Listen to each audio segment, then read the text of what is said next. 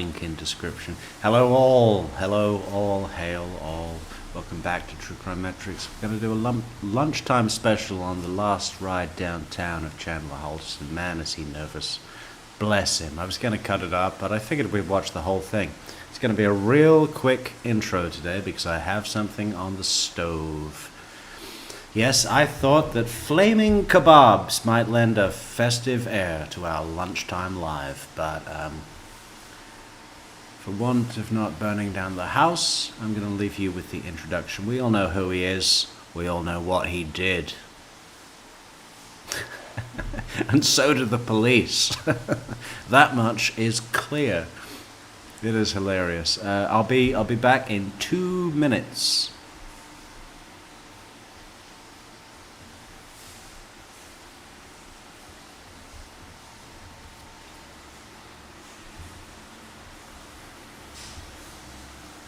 Yeah. Please tell me something. I honestly don't know anything.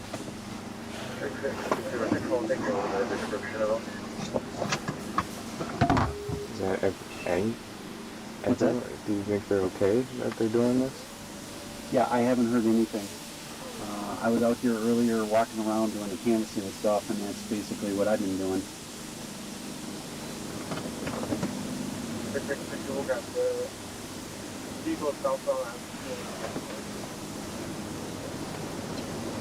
All my cell phones on your dash. Don't let that slide and hit you when you're driving. Put that. I want to make sure I give that to you when you get there, so.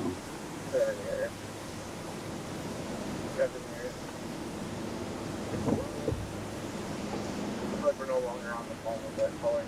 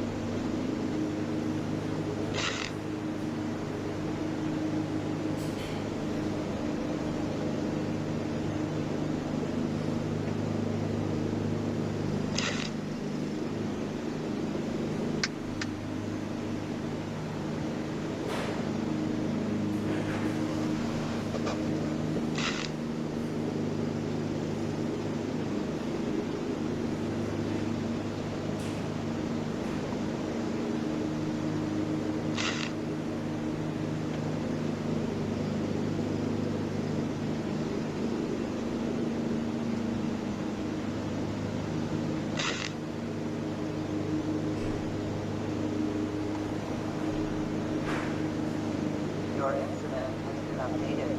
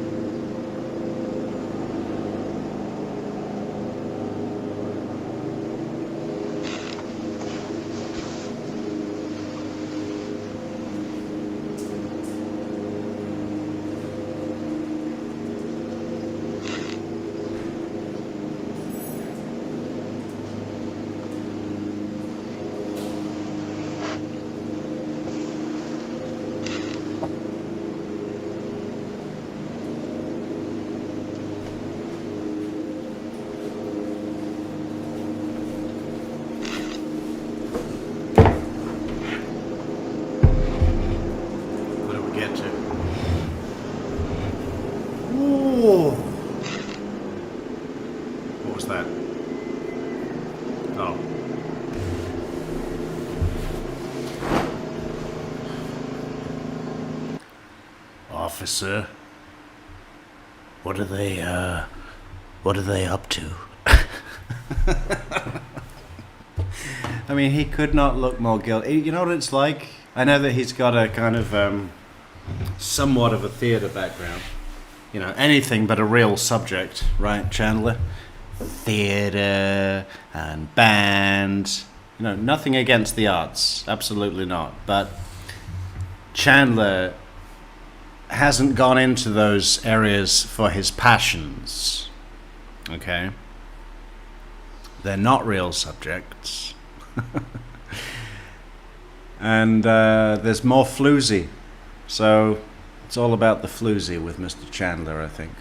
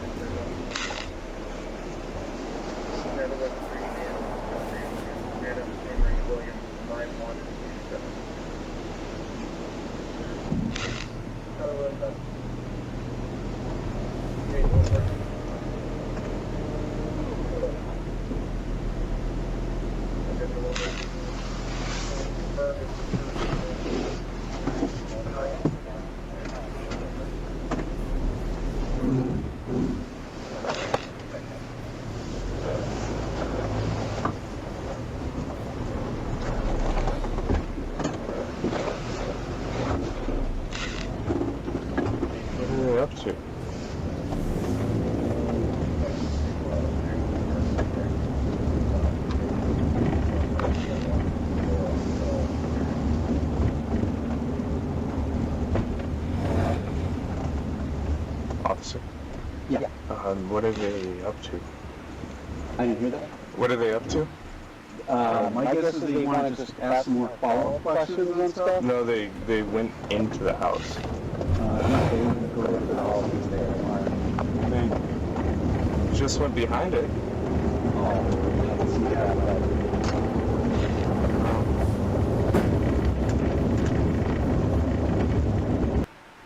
Who wants to see our lunch? It's colourful. It's pretty.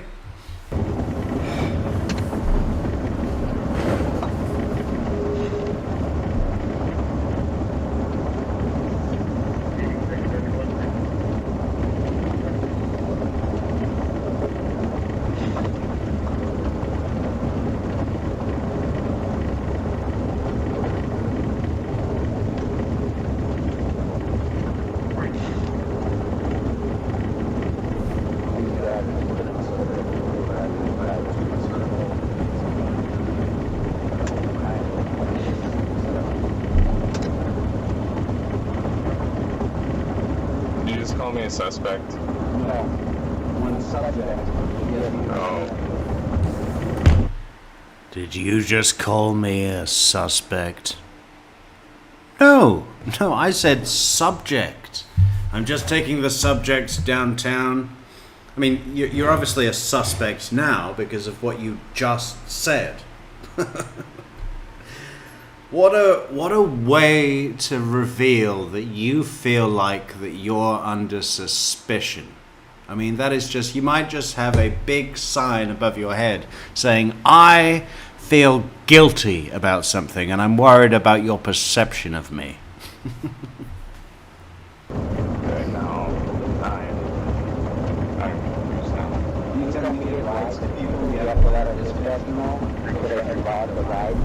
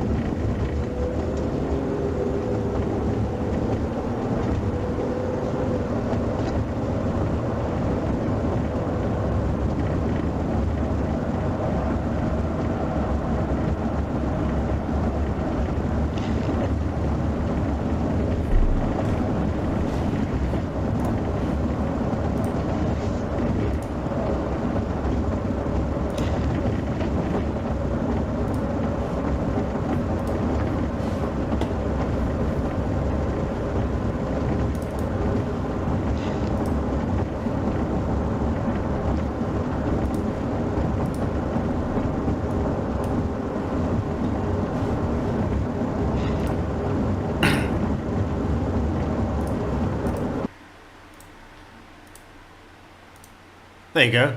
There's our lunch. Flaming kebabs. Metrics kebabs. Yeah. It's getting cold. All these damn taking pictures. Yeah, it should be good. Should be good. Spicy. Spicy. Happy lunch, everybody.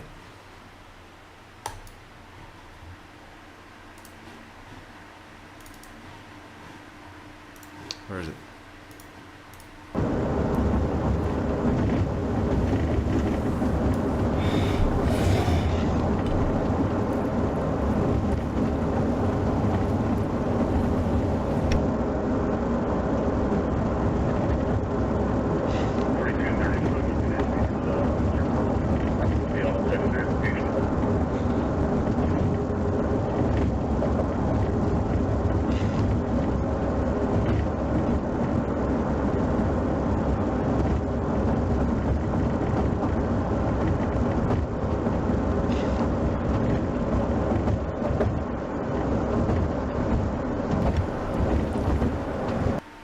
So this really does feel like the journey to Valhalla, right? I mean, this is Chandler Halderson's very last journey to a destination, really. I mean, you know, certainly as a free man. I mean, he might get to go to those courtroom appeals and this and that, but, you know, that'll be under super high security and all the rest of it in a van with no windows and so on. So, I mean, it's like he's journeying through the neighborhood where he committed his crimes.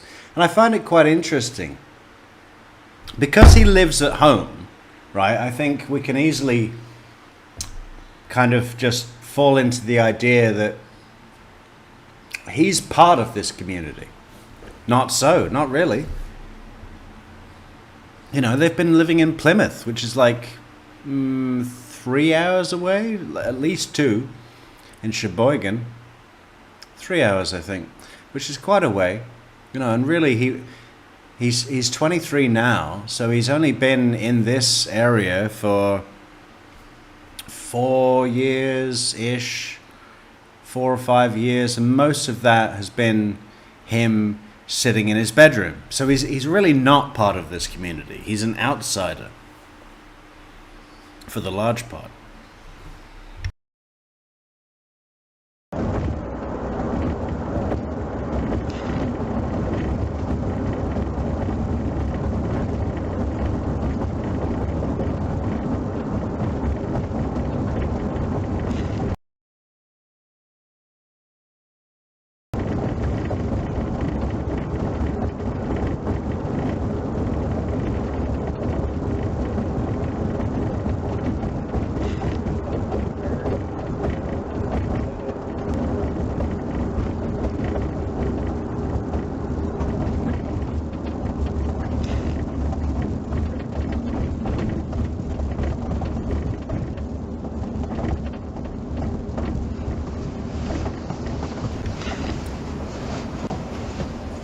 Sorry, I don't know if I was on mute or not. It's Turkey, if you didn't hear me already.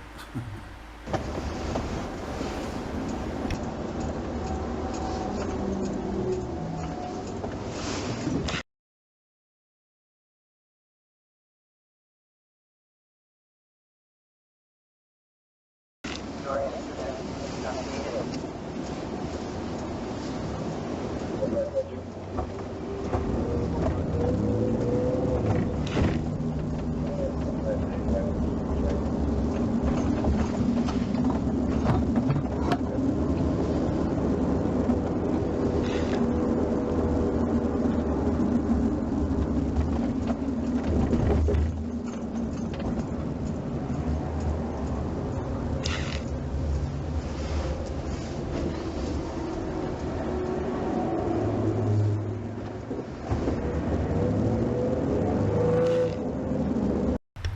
So for the large part of Chandler's journey, he's sitting quietly, nervously, trying to make his body very small.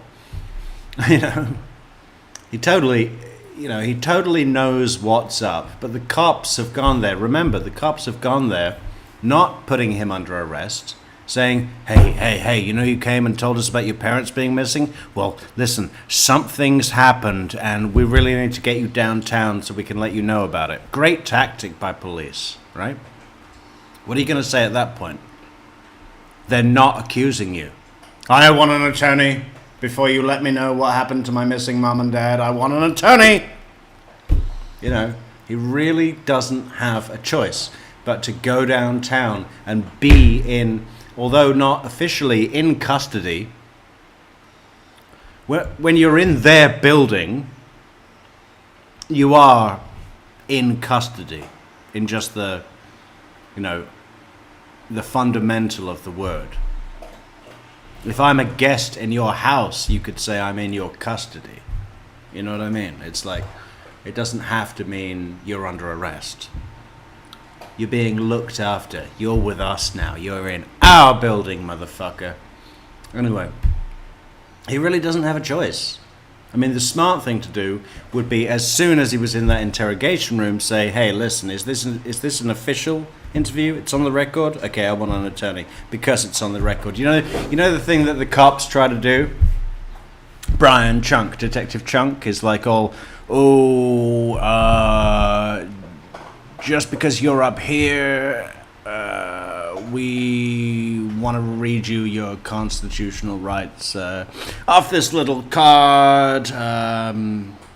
Just a script that the boss makes us do, nothing major. You know how they always downplay that? If I was Chandler, I'd be like, well, you know what, Detective Chunk? Just because we're up here, I'm going to read my own little card.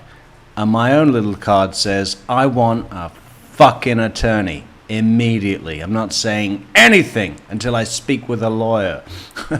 That's what's on my little card, Detective Chunk, okay?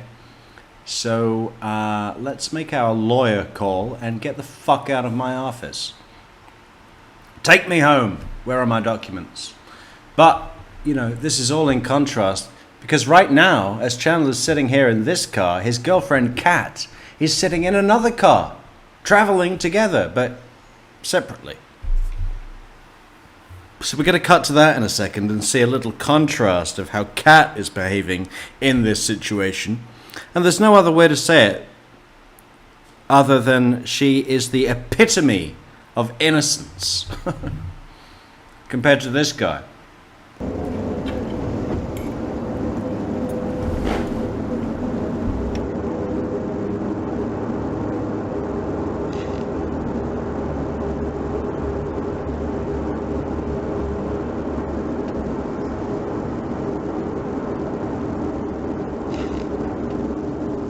Station. So you know where the Capitol is? Yes. Downtown Madison. The courthouse? Yeah, it's right next to it. It's called Public Safety Building. Alright.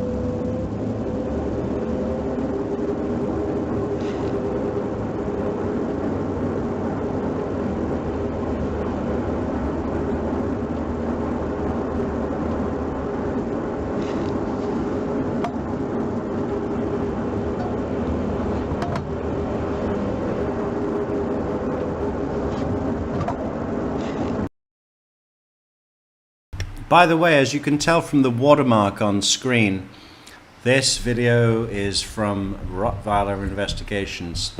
Has anyone not heard of Rottweiler Investigations? I mean, it's a no commentary channel. So, if you like commentary, you won't like it. But if you just like looking at raw footage, he's got a bunch. Got a bunch. We should put the link in the description, but you can find it on your own. It's just Rottweiler Investigations. Many thanks, Rottweiler.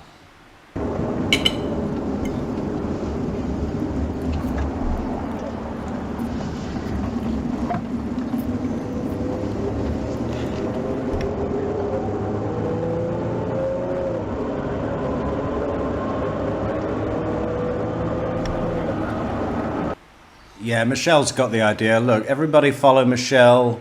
Click like, subscribe, share, leave a comment. Support the channel on buymeacoffee.com, Patreon, blah, blah, blah.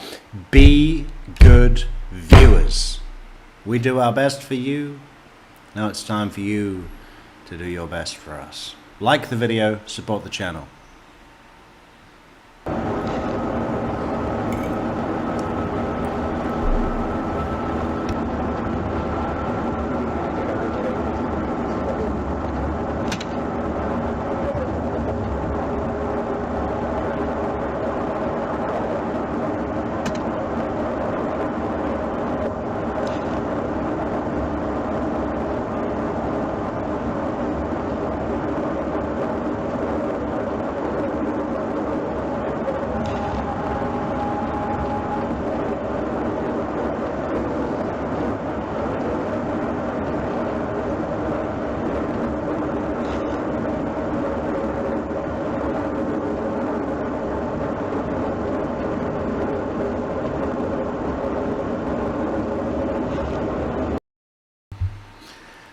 Personally, if I was the police officer that was driving him, I'd have put a GoPro on top of the side of the police car.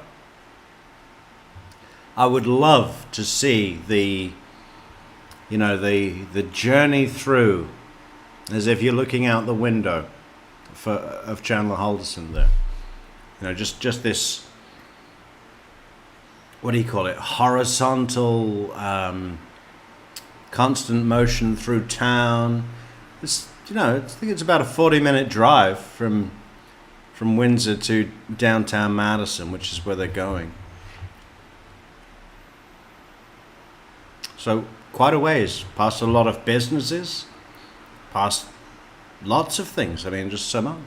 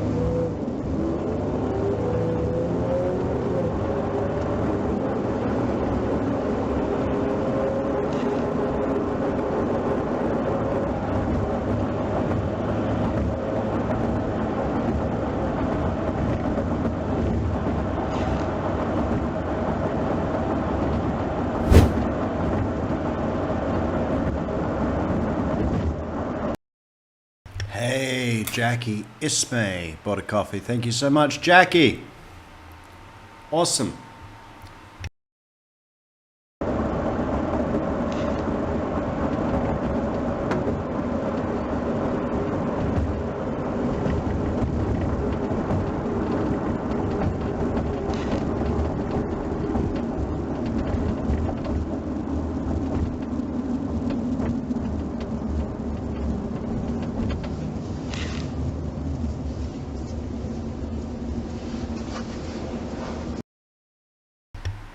So kind of you, Michelle. Thank you for the super chat on our chat there. That is, Michelle says, must get ready to go make money for 3 hours. Cutting hair, no doubt. Treating hair, coloring hair. I mean, all sorts of things. If anyone is looking for a hair expert, It's Michelle de Mateus.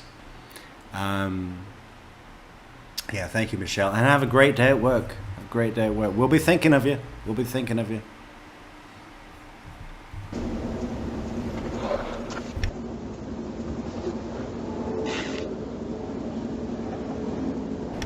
Hey, look.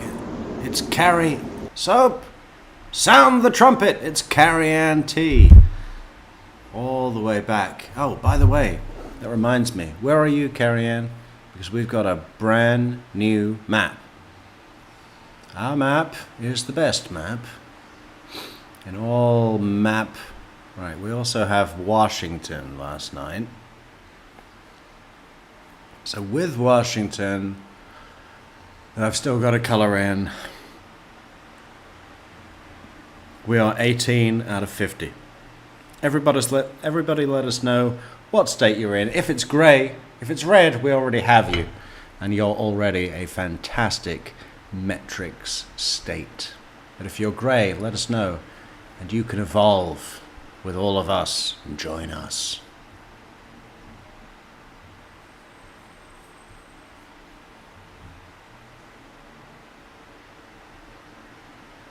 Uh-oh. Where's the... Here we go.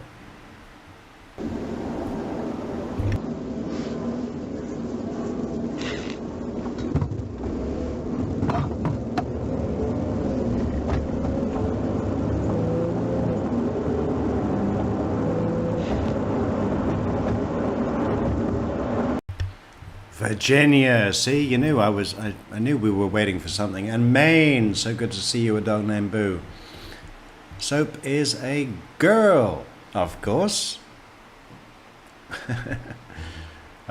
Should we show a soap video? Yeah, we will do. We will do real soon. Let me find one.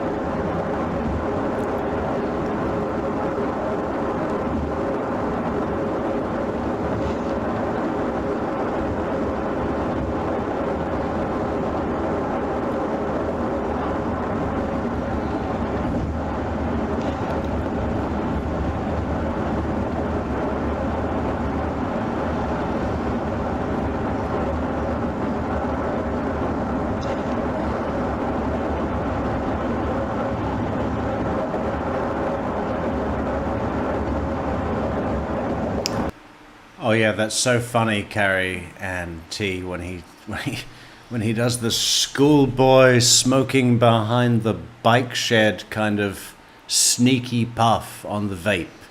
I mean, it's just everything about this guy is deceptive. Everything about this guy is immature. I mean, it's painful. I think the reason that so many of us find it painful, so painful, is that it's almost like an experience, right? It's almost like imagine if we were still stuck as 15-year-old children, but in the body of a man or woman. It's like if you have just been so stumped, is that the word? Stagnated, just fixed. And don't talk to me about arrested development, because this is all by his own choice, right? Unbelievable. I think that's why that so many of us are well, I think it's one portion of why so many of us are fascinated with it, because it's like, oh shit, imagine if I hadn't had that period of development, or imagine if I hadn't had that thing, happened to me, and I'd just been like this forever. Terrible it would have been.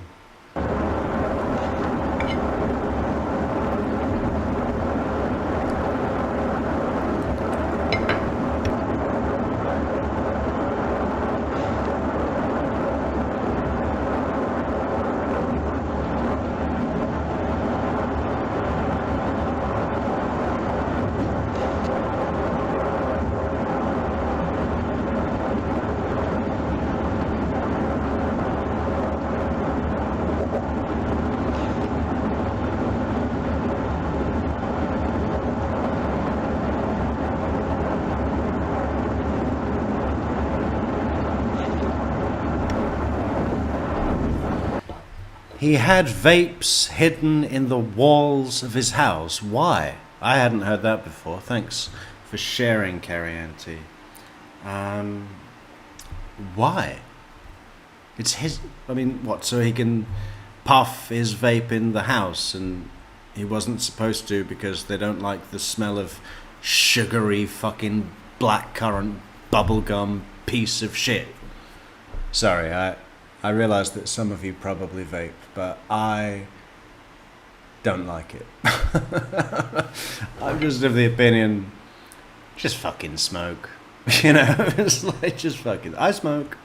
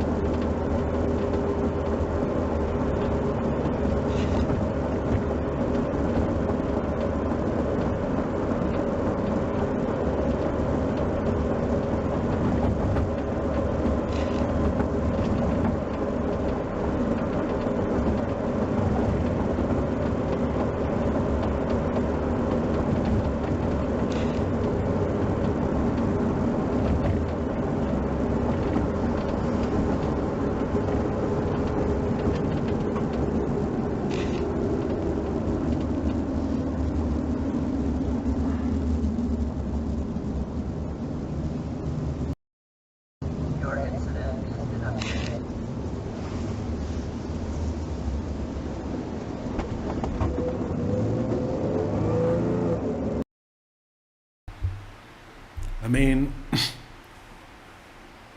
he must know he's on film, right?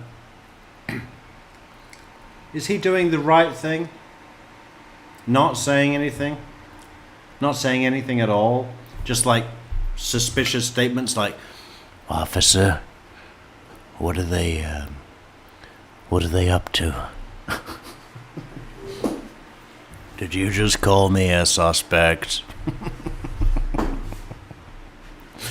He's priceless. It could not have gone worse. Worse.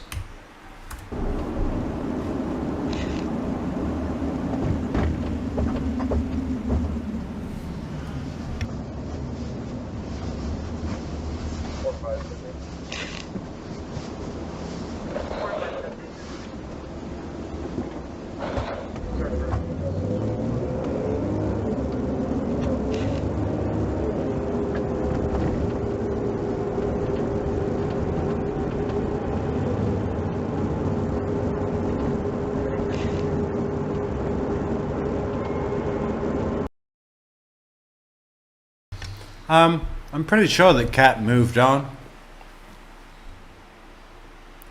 I've heard that she continued speaking with him after his sentencing and transfer to Dodge Correctional for the rest of his natural life. "The only way you're getting out of jail, sir, is in a box." But, you know, he'll be all there, you know, unlike his mom and dad. You know, well, what are we going to put in this box for the memory of Bart and Krista? Well, we've got her legs and his torso. I mean, they've almost got half a body between them that they could just put in one coffin, stitched together. We take to the fucking undertaker, coroner. Say, "Coroner, we've got a job for you here. We really want to have an open casket at the funeral. But the thing is, we only have half of each of them. And no heads at all. So we were thinking either watermelon or basketball. But we do have the legs and torso. The arms don't matter because they'll be inside a jacket, so we'll just stuff those with newspaper, like Guy Fawkes." Is this too much? This is going into the wrong area of sick humor. Okay, that doesn't matter. We can move on. We can move on to something way more respectable.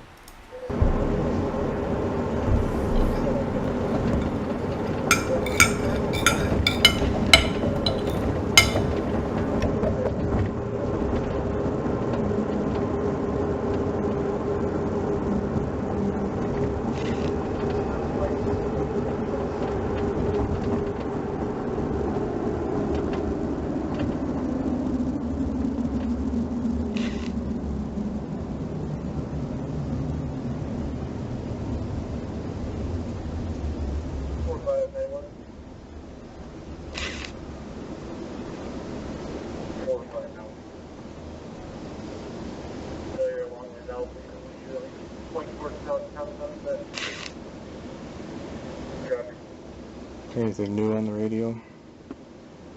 No, that's just general stuff going on. Paul and Carl and Tom and Don.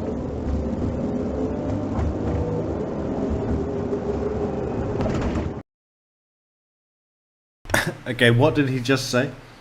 Is that an AM radio? You know what I find really fucking hilarious about Chandler Halderson, right?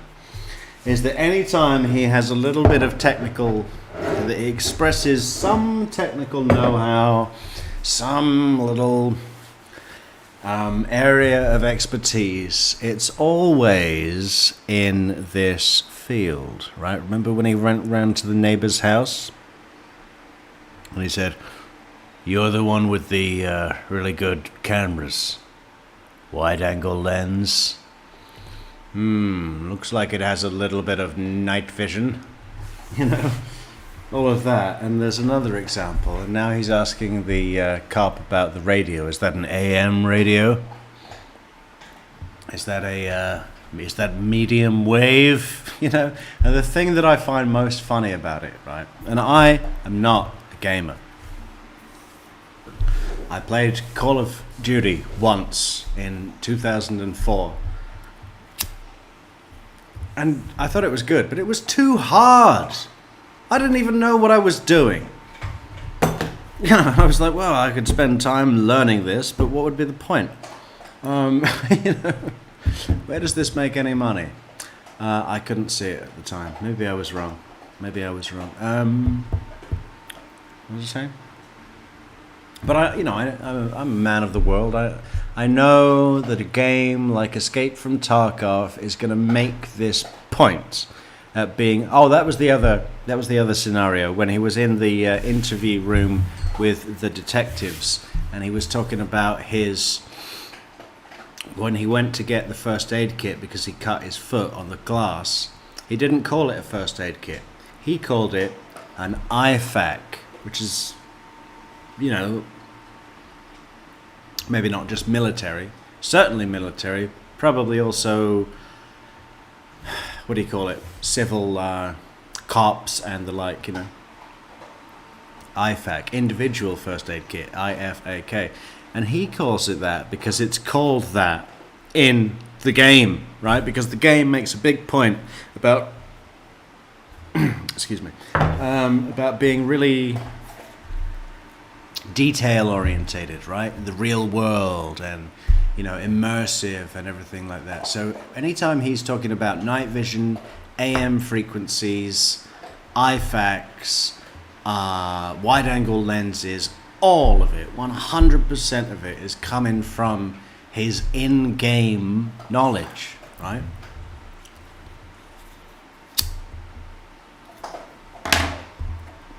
And I suppose that is the, you know,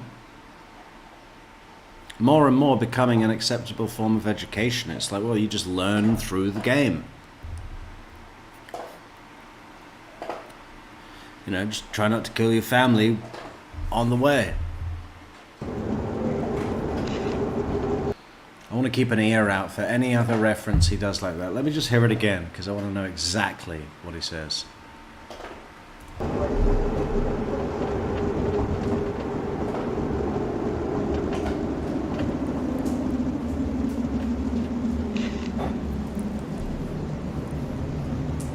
Oh, I'm sorry, Alice in Wonderland. Maybe I heard it wrong. We're listening to it now again together. Oh, is Amy here? Finally! God, we thought you'd fallen under a bus.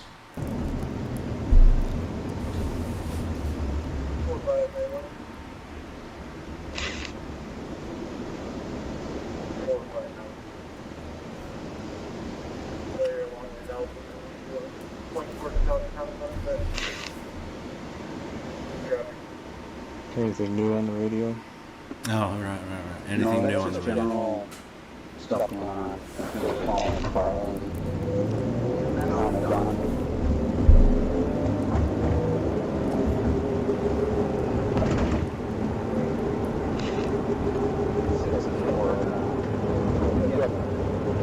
All the dispatching. See you later, Carrie Auntie. Keep Virginia warm, and see you soon.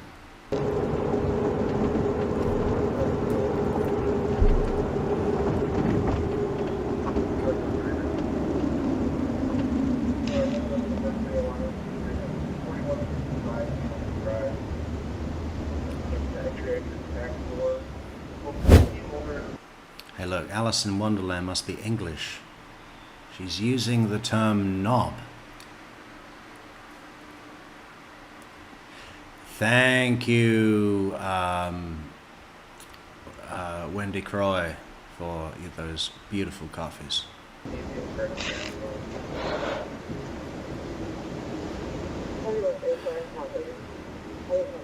You know, I think Tuesday lunchtime specials should be a thing on Metrics from here on out. You know why? because it's Tuesday night that we have to withdraw the coffees. We've got to build up those coffees so that we can last another, what, 6 months? At least 6 months.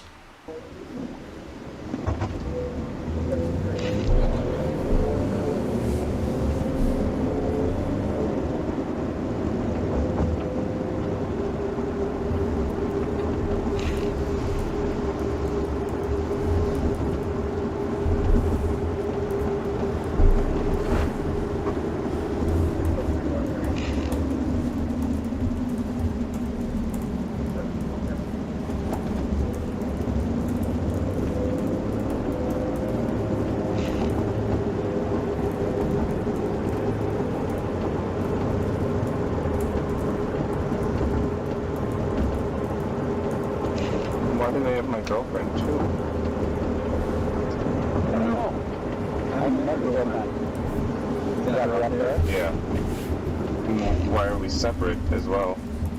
Well, we always transport separate vehicles. On my phone? Can I make some plans with the dogs? Is that not allowed? Yeah, when we get down there, sure you can talk to them. I think, do they normally eat at 6? I just need someone to do something for my dogs. Oh, yeah. Is your brother Mitch? He's at the cabin. He's gonna go search it. I found some keys are for him. Oh, okay. You said you found keys for him? Yeah, some keys, yeah. Yeah, that'd be fine.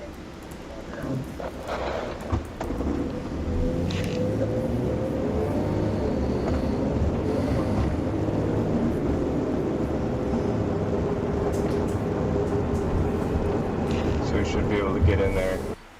Yeah, I found Let me check. some random keys that I was certain were not for the cabin and acted like they were for the cabin and sent my brother on a 4-hour drive north. 4 hours there and back. Well, I think it's 3, but it's probably 4.5 for him because he's a nervous driver apparently. Unless is it Caitlin? I think it's Caitlin, his fiance at the time. Maybe she drove. If the boat.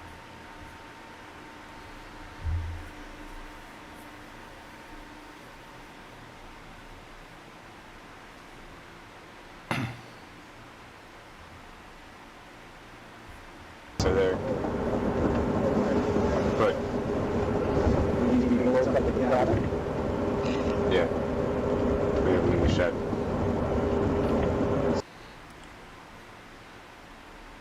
Paula. Is it Paula or Paula? Ellis. Paula Ellis. Paula Ellis. It must be Paula Ellis. Welcome back, Paula. Is there anything you can tell me that you're allowed to say? Is there anything you can tell me? Am I a suspect? Do I need an attorney? Honestly, I don't have the same information as the other detectives. Sometimes they... You know, and I think it's so hilarious that the cop that's transporting Chandler is like, honestly, I don't know anything. They told me to come and pick you up and bring you downtown. That's all I know. I was assigned the duty. They don't tell me anything. I'm entry level.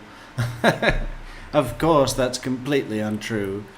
He has been fully prepped, and they've probably put, you know, a competent, proven officer in charge of transporting the guy that they've identified as the perpetrator. I mean, they're not going to put some low-level guy in there fresh out of the academy with no information.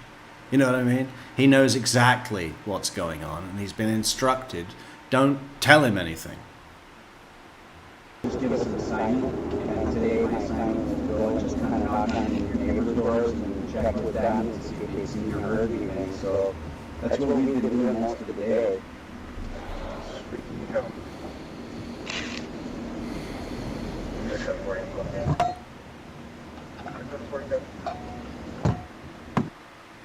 Hello, Anna. Good to see you, Anna. Yeah. Any neighbors see or hear anything today that you met with? most of them said your parents were pretty quiet. But they didn't know. Did you guys weren't real social with a lot of the neighbors, or?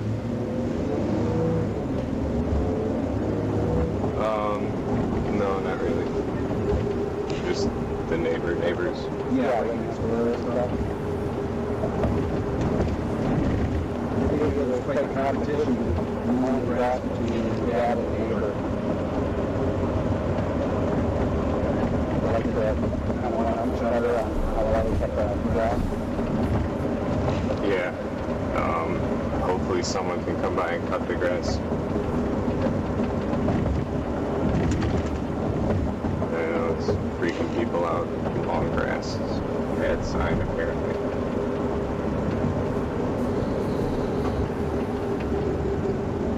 Maybe had people notice that though, huh? But yeah, the grass, especially because he does it so often.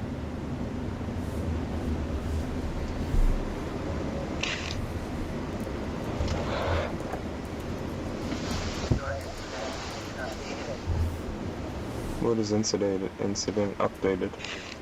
Those are just when calls. That's So when they for you. give people calls, they just say incidents have been updated. But we get a list of everybody like throughout the whole county. Oh, is this a regular thing coming down to the station? Yeah, people can detectives that have follow-up questions and stuff. Is this actually, because Brian's been on the phone with me all day. Right? Brian, the guy on the case. Oh. Yeah, I don't know. I didn't know that Brian was on the phone with you.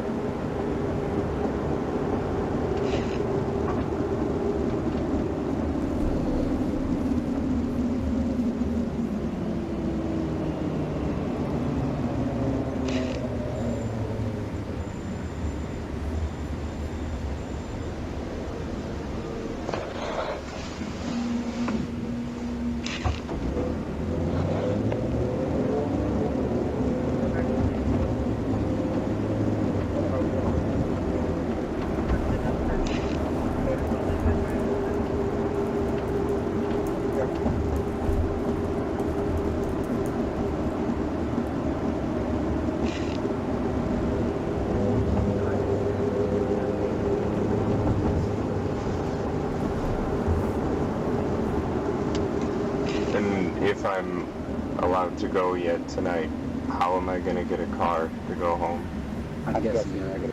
If I'm allowed to go back tonight.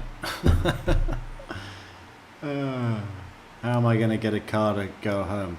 Hey, you know what, Chandler? If you're 23 years old and you are in downtown Madison and you can't fucking work out how to get to your house, just go and jump off a fucking bridge. I mean, do us all a favor. You're retarded, but not in a way that, you know, is acceptable.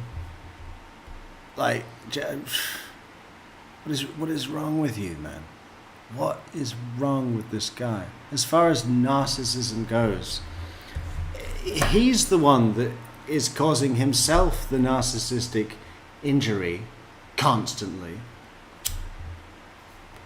by being a little bitch, by being the biggest pussy ever. If I'm in Madison, which is about, 10 miles from my house, how am I going to get back? Would you go ride back? With my girlfriend? Yeah, I'm guessing if you could go both ride back. And I was hoping the same car at least. Oh, you can talk to them, yeah. What is going on?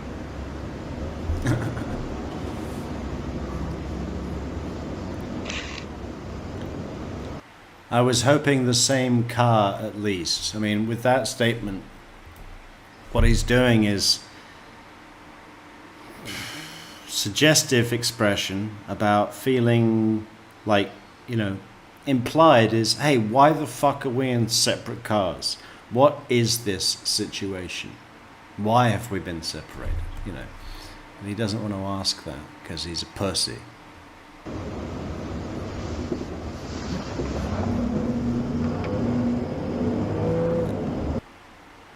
23, Piper.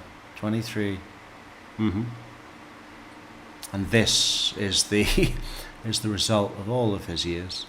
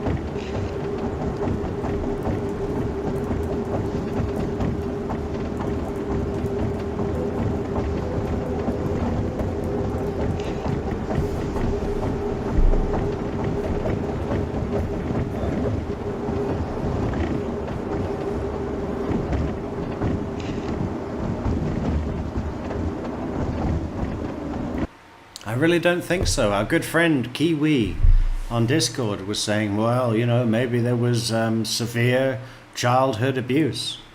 I don't think so. I really don't think so. I think that is extremely unlikely, you know. You know, of course, no one knows what happens behind closed doors. But, you know, all of the things that you might expect to see that would be consistent with severe childhood abuse are not present. You know, we've got the testimony of Brother Mitchell, who reported nothing of the sort in his childhood or his knowledge of Chandler's childhood. Bear in mind, they're less than 2 years apart, quite a bit less. I mean, they're little more than a year apart. So they're basically, you know, the Hilgendorfs, who have the twin girls, Haley and Hannah. They were born within a week of the firstborn Brother Mitchell of the Haldersons. Best friends for 40 years, almost twice this guy's lifetime, right? Their testimony was that the Haldersons, Krista and Bart, didn't so much as raise their voice at their sons, let alone, you know, and specifically said, I don't even think they ever spanked them. You know, we've got the knowledge of how over the top supportive certainly Krista was, and also Bart in a different way, his own way. There is zero elements of childhood abuse or trauma, and similarly with the learning disability. I am trying to shape out my attempt, or, you know, poor man's version of a clinical diagnosis. I got a bunch of notes here. Obviously, I am not a doctor, but I have seen one on TV.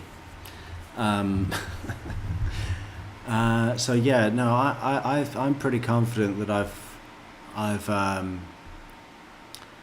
nailed down the you know, developmental factors that have contributed to Chandler being what we see here, through several less known testimonies, and not in court testimonies, but statements made to police by people that came forward, from observations about the photographs from his high school days, and all sorts of stuff, along with some assumptions, but assumptions of worth, of merit. So look forward to that. I think I'm going to try and bring that up and walk us all through that when we revisit his police interrogation for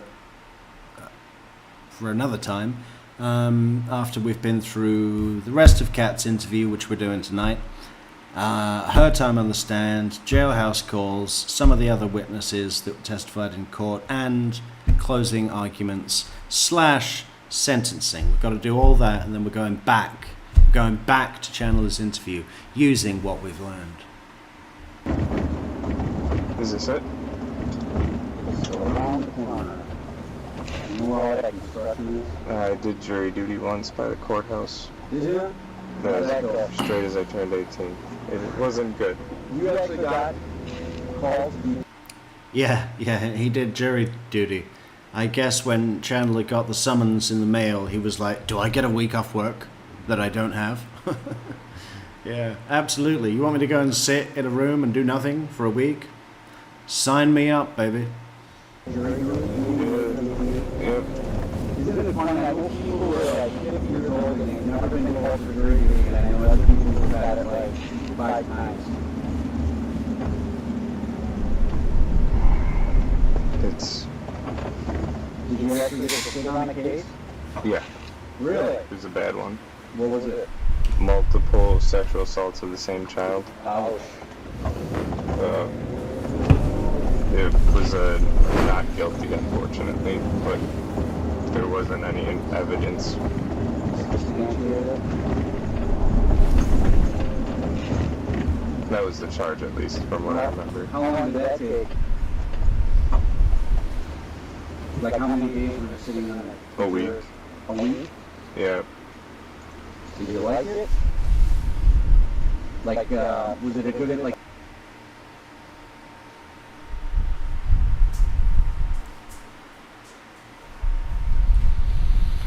Why are we loading?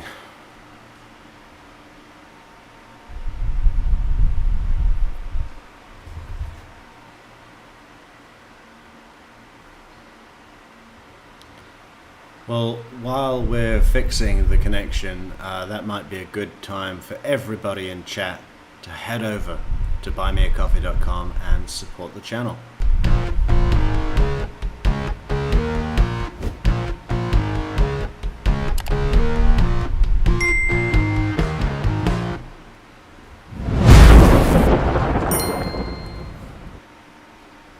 Still loading.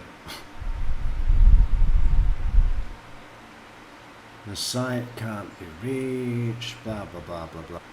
The site can't be reached, blah blah blah blah blah blah blah. Why? Like, there's the internet. It's YouTube that's down.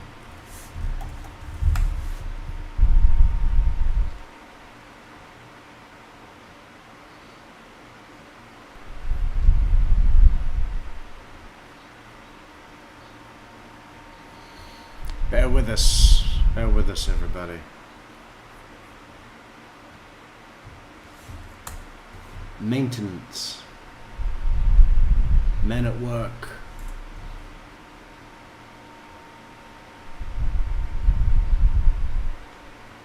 It's seriously just YouTube that's down. That's unusual.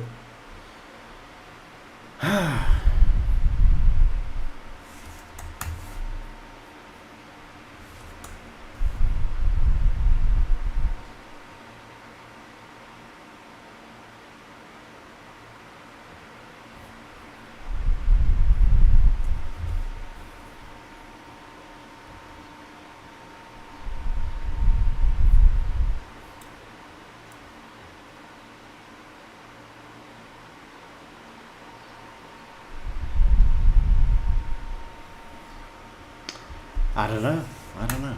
Fuck.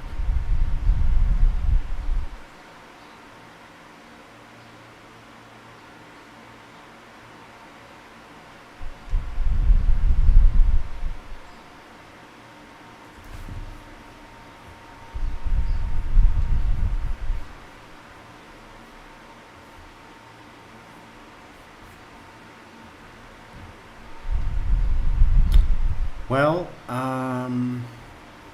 while we're waiting for it to come back, why don't we put on a little bit of the defense opening statement.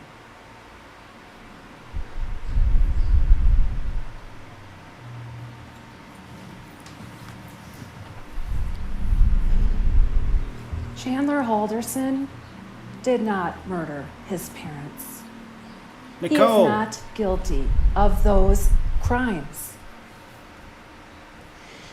Chandler Halderson, he likes to play video games.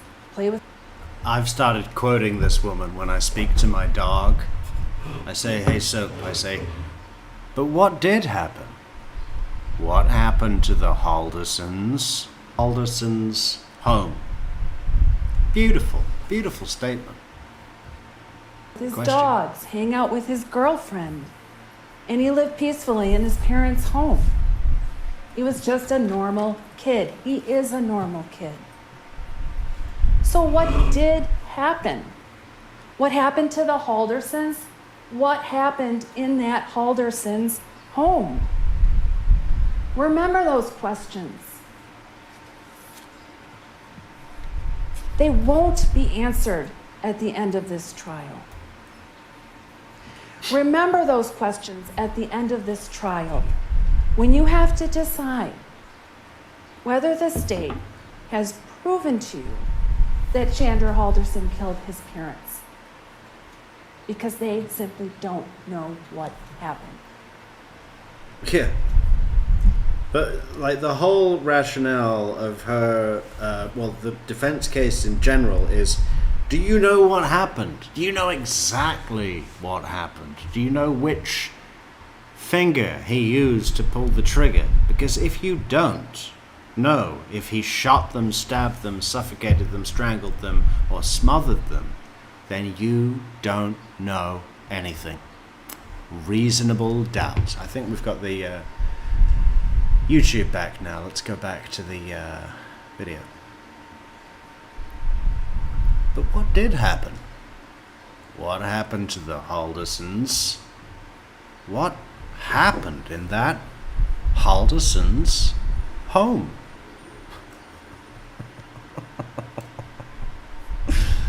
Oh, love that.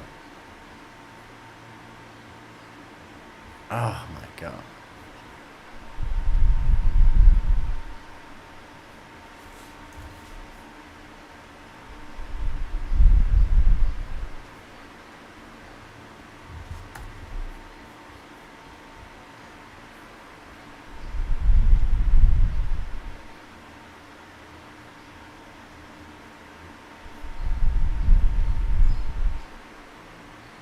Strange, very strange.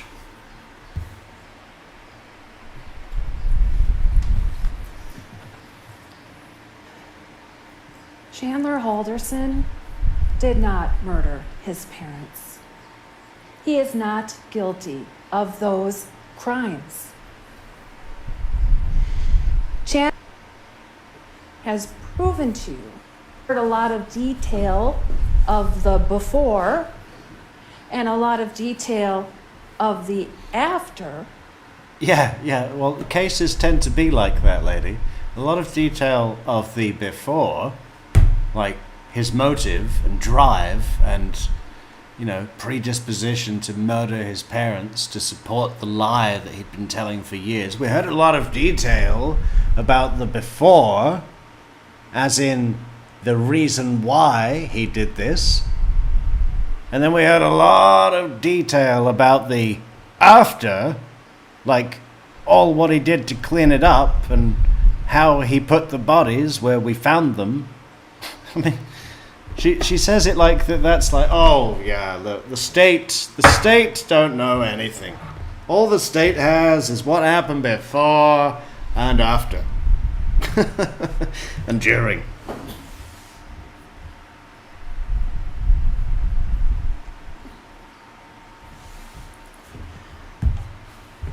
But one or two simple sentences, and then he killed his parents. The evidence will show you that there is a gap of evidence when it comes to that time frame. And your job is to listen to this evidence as jurors. Listen to the evidence from the perspective of a juror, not from the perspective of a story corroborator, corroborating the state's story. Thank you so much again, Coffee Queen. Thank you, Coffee Queen. We could not appreciate you more. The role of being a juror is a different role than being a person. And that may sound strange, but it is. I think of when I went to law school way back in 1991, and there's a big part of me that feels I went into law school a human being who lived my life feeling things emotionally and relating to things emotionally. And I left law school a really different person. I learned how to be very logical, to apply facts, first to assemble facts, and then to apply these facts to the law as I learned it. Facts, laws, and rules, plus logic. That's your role here as a juror. What do we think about this lady's style, Attorney Doyle? It's a little bit of an unfair test, given the fact that they have nothing to work with. And on that front, it's kind of impressive that she's even up here speaking, flying in the face of all reason. But, if we set that aside, generally, would I be inspired to listen to anything this woman says? Not much. And that's important,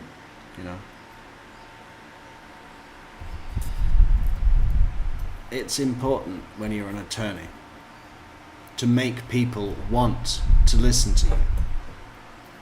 Daniel Rashbaum is not good at that. Christopher DeCoste is. When he's giving closing argument to a jury, the jury, he's making it like a movie that you don't want to look away from. He keeps you engaged. And it's perhaps not that Attorney Doyle is not keeping me engaged, but there's no substance. And again, maybe that's because there's nothing to work with at all. But I can't imagine a scenario where this particular individual, even if she had a really good case to work with, I'm not that into it, and I don't think many other people would be. Don't assume anything. Assumption is the mother of all mistakes. The story that you just heard assumes that Chandler Halderson killed his parents. You cannot assume anything. Your job is to presume that Chandler Halderson is innocent, because he today is under the benefit of the presumption of innocence. An assumption is reaching a conclusion without knowing all the information. A presumption is a principle that we all must follow. We must presume him innocent, and we must keep that presumption unless and until the state proves every element of every charge beyond a reasonable doubt. That's not easy. It's not easy in a high-profile case.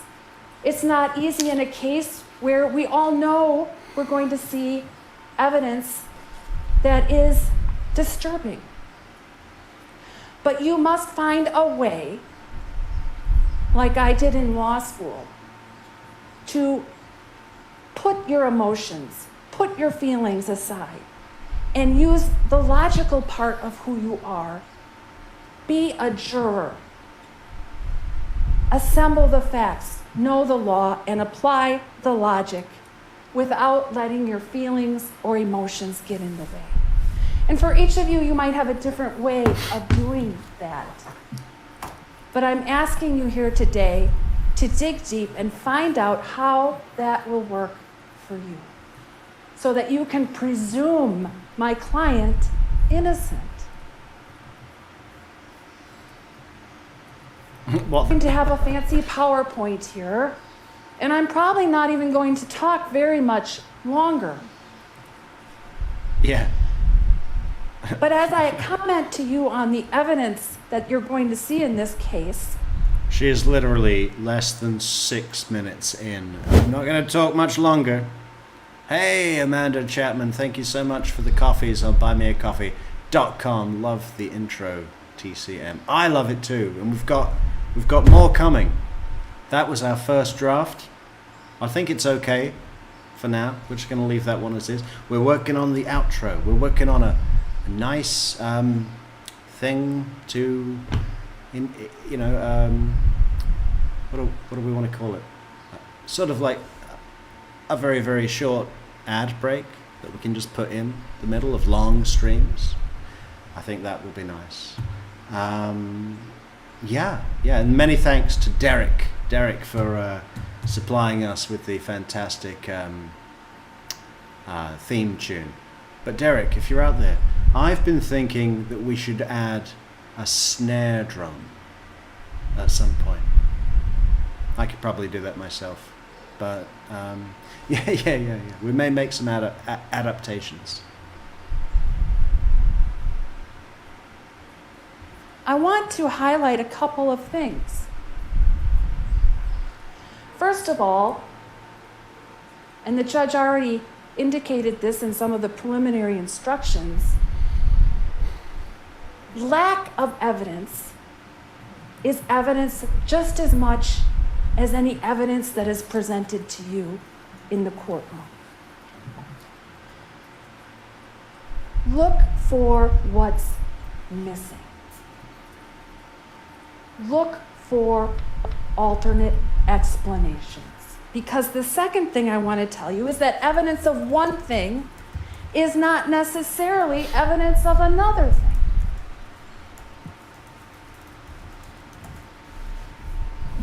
One fact here could mean a different fact here, but it also could mean 3 or 4 other facts.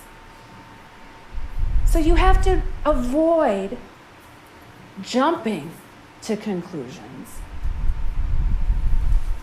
and really dig deep and look at what this all means.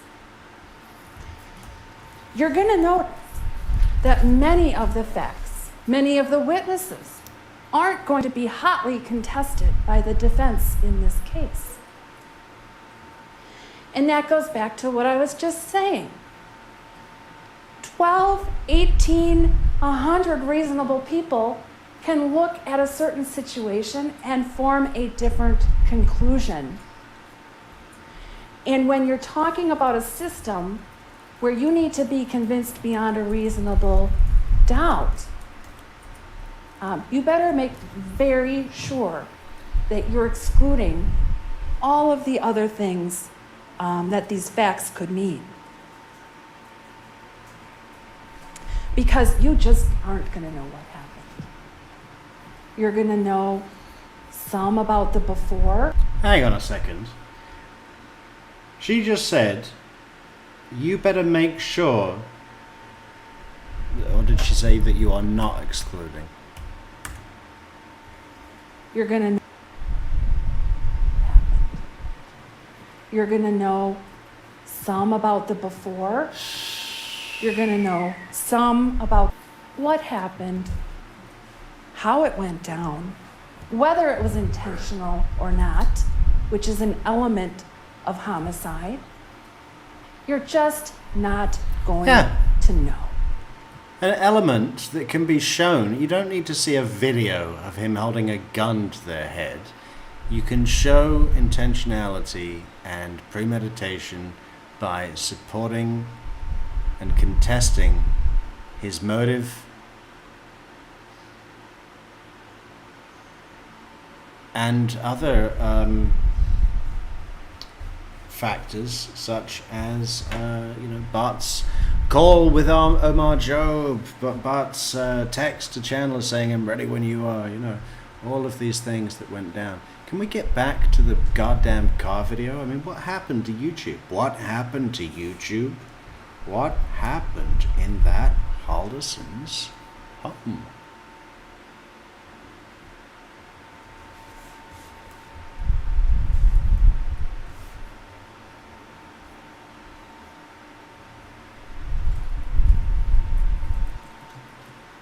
You're also going to not know how Bart and Krista would have reacted to these lies.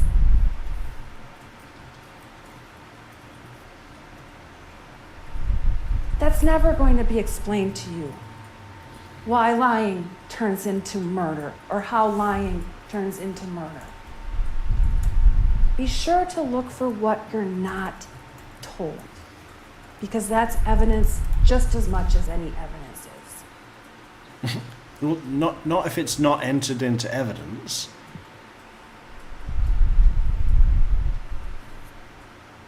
I'm going to ask you to resist some things in this case as jurors. We already talked a little. All right, so Google definitely loads. If we put YouTube, does that load?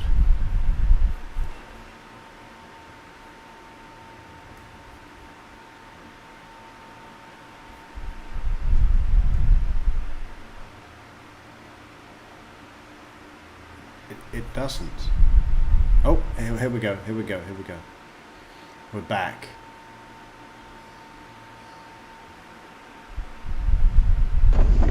Did you actually get to sit on a case? Yeah, Really? it was a bad one. What was it? Multiple sexual assaults.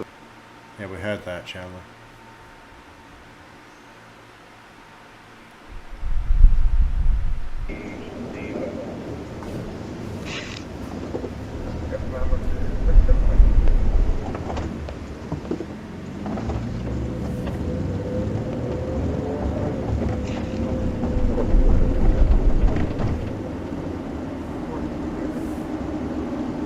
You had a PSP when I was 5 girl.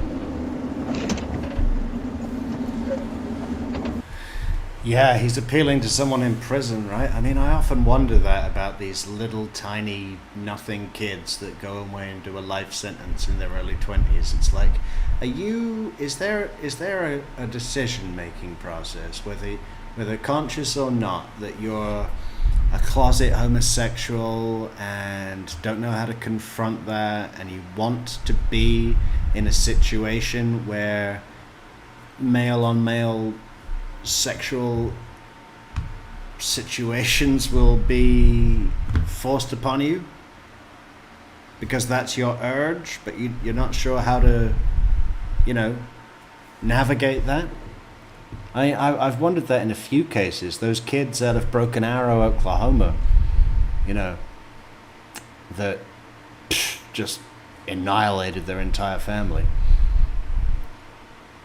And then we saw a clip of the older brother a couple of years later, and he actually had his hair all, done like a girl's hair, And it's like, hey man, how's prison? Are you having a good time? Chandler Halderson, I think they call him the Spice Girl in prison now. The Spice Girl. You probably don't have a hair on your body, do you?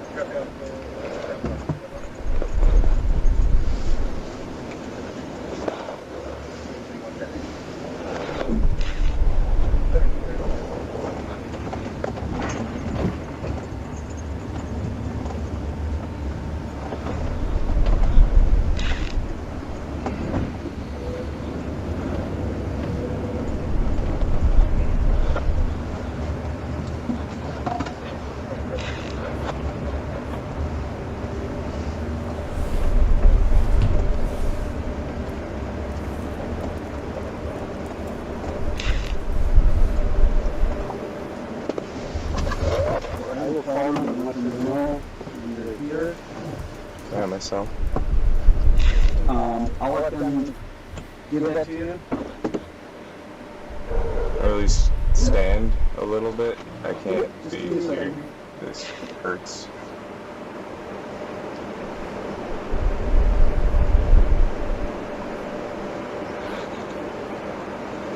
Yeah, I'm in pain. Can I just try and garner some sympathy because of my medical situation? My doctor actually told me that I shouldn't sit in the back of a police car for more than 20 minutes without an attorney. And he also said that I shouldn't be transported against my will in a separate car from my girlfriend.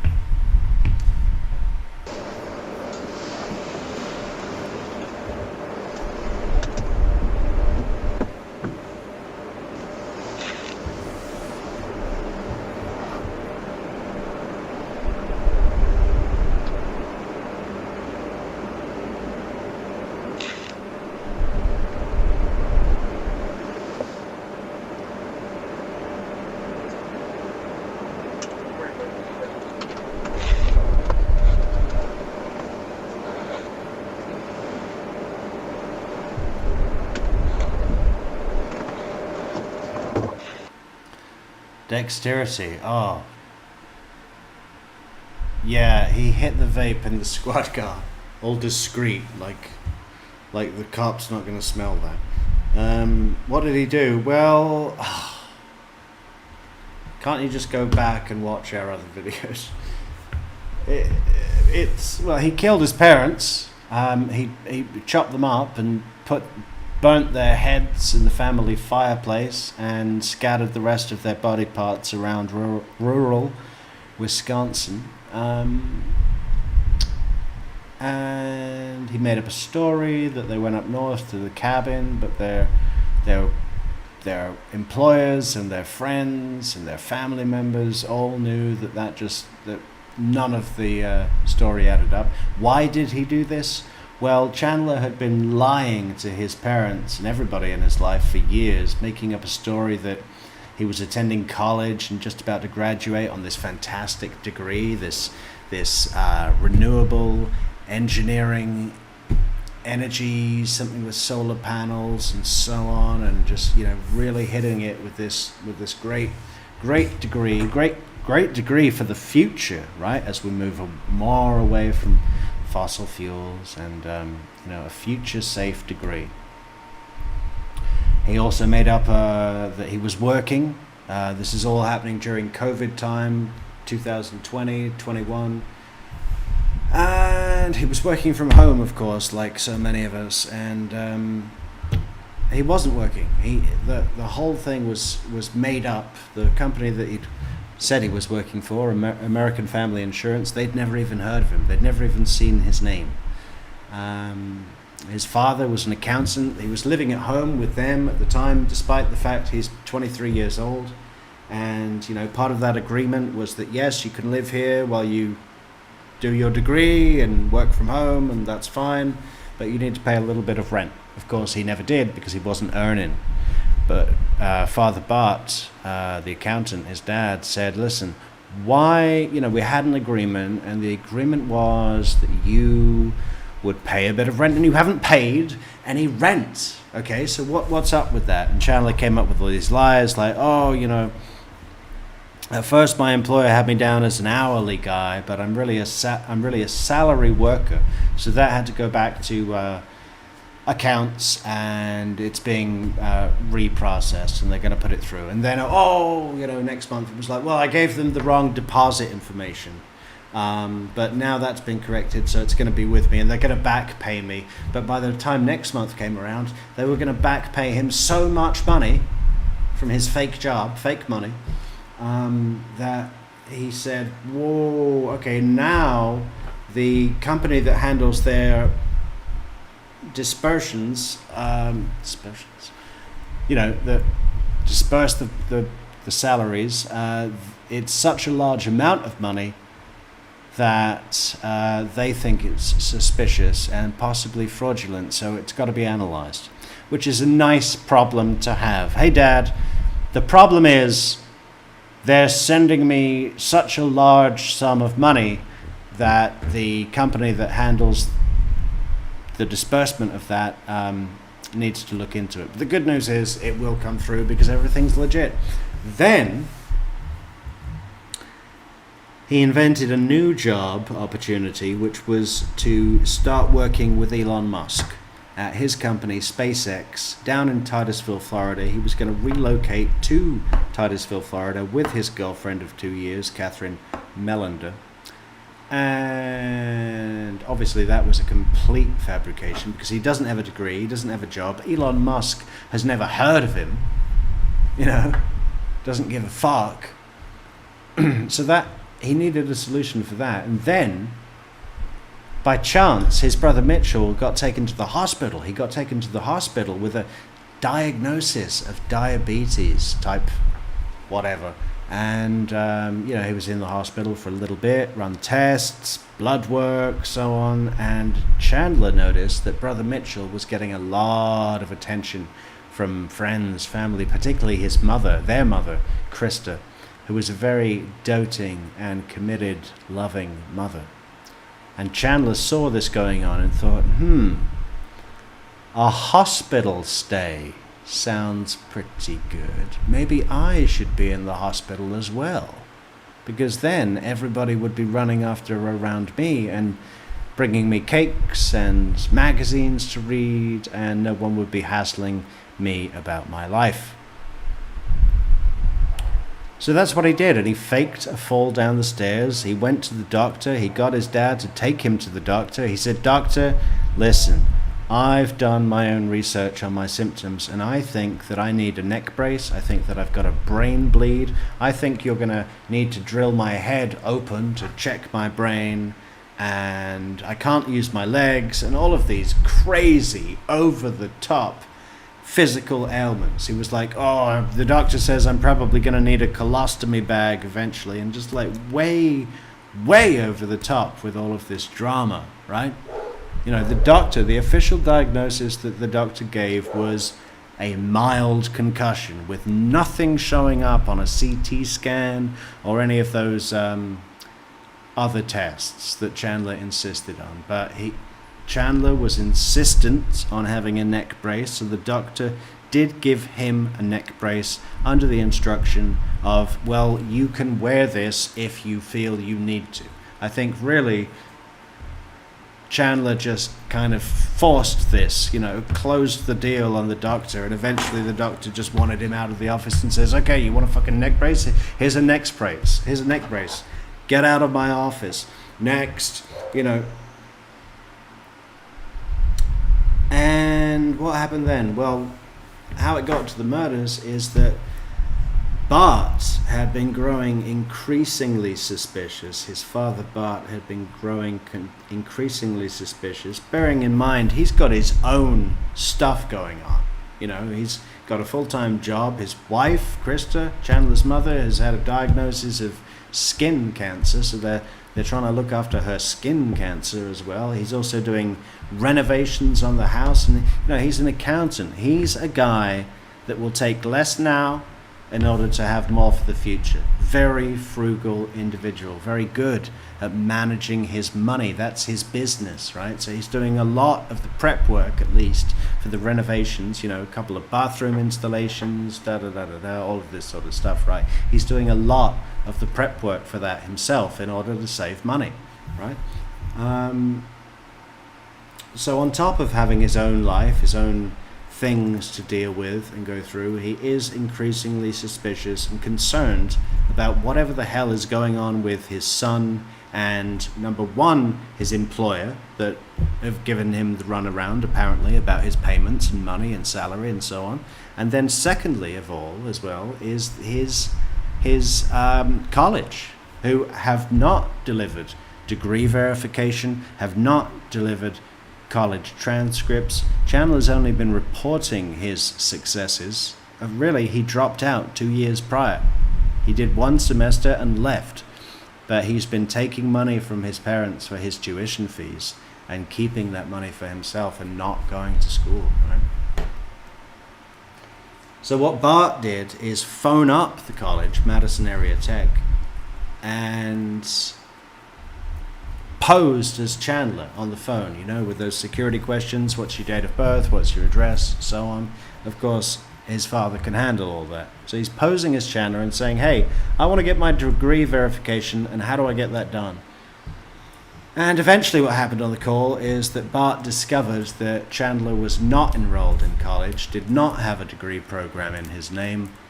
And another thing, he started asking the guy at the college, he said, does this person exist, this person called Alyssa Brandt, and does this person exist called Aaron Hoover? And who these people were fictitious characters that Chandler had invented and created fake email addresses for them and sent himself emails. So these characters are, you know, he's saying that they work, Alyssa Brandt and Aaron Hoover, and there's Daniel Spithe as well. They all work at the college. And he's having this back and forth through these fake email addresses with his own email address. And he's showing his dad. He's saying, look, I got an email from them. So Bart starts asking, does this person work here? Does this person work here? The answer to all of those questions is no. And this all happened the day that they were murdered. So that was the motive. And then, like I said, he chopped them up in his house, burnt their head and hands and arms, and disposed of the rest of the body parts around Wisconsin. And that happened on the July 1st, 2021, the murder. And he was cleaning up for a week. He really didn't have any time to sleep for a week. Throw into the middle of that some big party get-together for the 4th, and he is very tired. It's now the 8th of July in this video, and he's being taken downtown for a police interview. But he's not under arrest. All that they've said to him at this point is, listen, something has happened and we need you to come downtown so we can let you know what's happened, but it's got to be on the record because it's really big, or something like that. So he's being taken down to the police station, and that's where we are in this video. Henderson upstairs?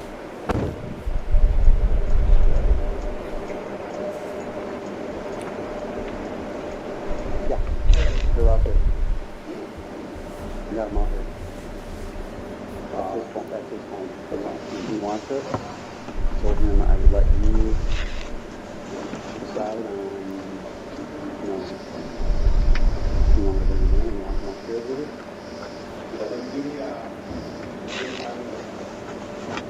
And then where do you want me to bring him? Okay. Yeah. You want him? Yep. And let's bring them both together, separate. Okay. And then where do you want them? Right out big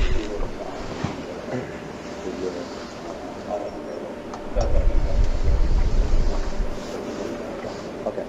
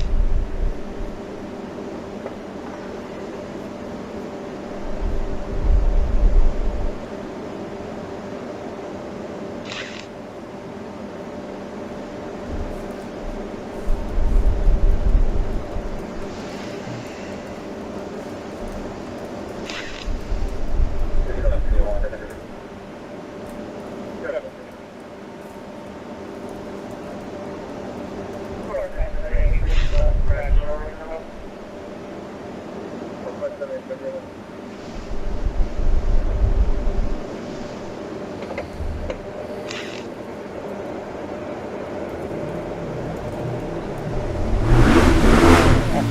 we can watch them up.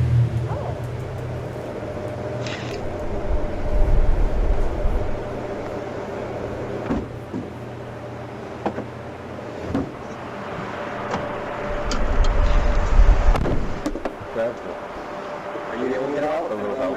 Yep. Got it? Okay. Get over this way here. Yep, I gave it to one of the detectives, so they've got it. Yeah, where's my phone? I gave it to one of the detectives. You're not going to need that. Yeah, we're going to take you both up.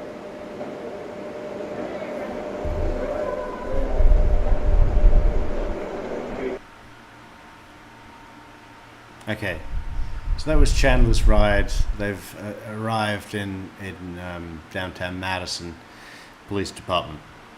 And now we go to Cats.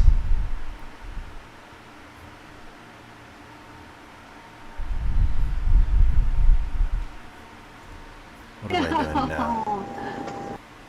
Is that Dan? Zoom in. That looks like Dan. Does anyone else think that's Dan? The guy on the right in front of the Ford? Lots of rides. I'm a community deputy, so we give lots of rides. Am I allowed to take a photo of me back here or no? I don't know. Why don't you not? You just, I think they would frown at me.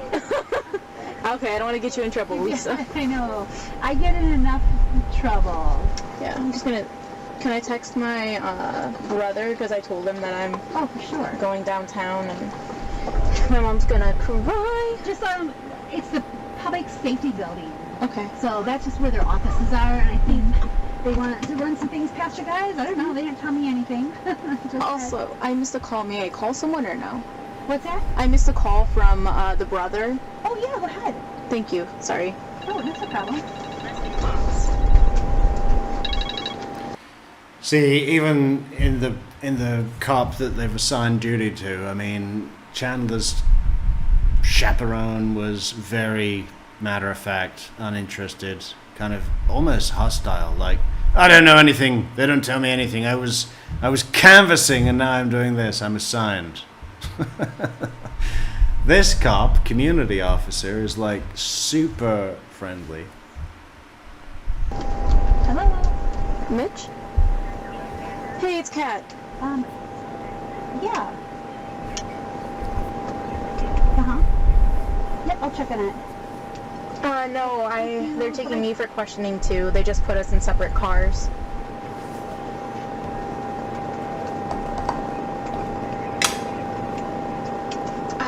I think Chandler might have locked the front door.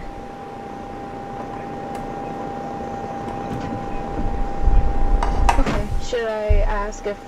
Is that what qualifies for a main street in Windsor, Wisconsin?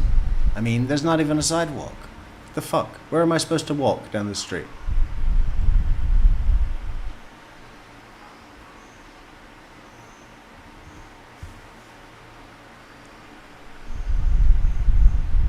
I mean, that really is it, isn't it? It's all cracked. It's not even flat. They can make sure the garage door is unlocked, or... Oh, shut up. Yeah. So what? Hey. Hi, someone's coming to take care of the dogs. Is there any chance that you could make sure the inside garage door is unlocked? They gave them the code. If Chandler gives you the house key. When is that going to be? Eventually. I think the person might be driving over now. I don't know, but... I don't know if they're going to... Okay. Is Chandler going to want us to have the key? What do the dogs need? They just get really bad. Is Chandler gonna want us to have the key? No. Absolutely not. Anxiety if they're by themselves for too long. Can we release them to them? To the people? Yeah. They give you to them to take with them away from the house. They don't do well in cars. I think we're just gonna have to We'll go. guess that the garage door is unlocked, Mitch. Can they go to Mitch's house? Huh? Can they go to Mitch's? Mitch is driving up to the cabin, I think. Is there a neighbor nearby that can just walk them to their house and hang out, or? Rizzo, she can't do that. Okay. All right. We'll figure something out with Chandler. Okay. Okay. I'm sorry. Do you mind hanging up, and we just want your Yeah. phone to be away from you during the transport. Yeah, at the end of the day, okay, we're going to put the dogs in a box. And, you know, that's that. This is a murder investigation.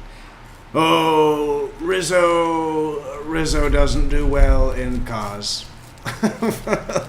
Well, can she go to a neighbor's house? She won't do well at a neighbor's house. Okay, they're going in a box. End of story, okay? We're going to accommodate you to a point, and then your dogs are going in a box. But that's what we do regularly. Just Okay. we're not going to look at it. We're not going to do anything. It's going to sit on the dash up there. Okay, If that's okay. Hey, Mitch, I gotta let you go. All right. Thank you. Okay, bye. Catch that, Lisa? Oh, yep. So yeah, don't be examining it, but just hang on to it and deliver it once you guys get uptown. Okay. Thank you. So that's the deal. You're not under arrest. You're not like detained. We just want to talk and get some crap out as soon as we can. I do not know what's going on downtown. And then hopefully you guys go out for dinner tonight. Okay. Yeah. Okay. Because I thought that was the Yeah, plan. sloppy joes. Okay, right? You guys are going for dinner, whatever. Yeah. Thanks, Cool. guys. All right. Thanks for your help. Yay. Okay. Thank you. All right, your seatbelt on? Yes. All right. Oh my god, you can see me? I can only see you. Yeah. That's so if anybody has a seizure or whatever. Oh, Usually okay. it's for people in custody and handcuffs, but anytime somebody's in my car, I have to have them on. Okay. Car. And then I just have to call out the mileage. I'm gonna put my purse on the other All right, perfect. side. How long do you think we've got until they get to a real road? I can't believe it. You know, it looks like a pretty well-to-do neighborhood development, residential development, and they skipped the road completely. I look bald.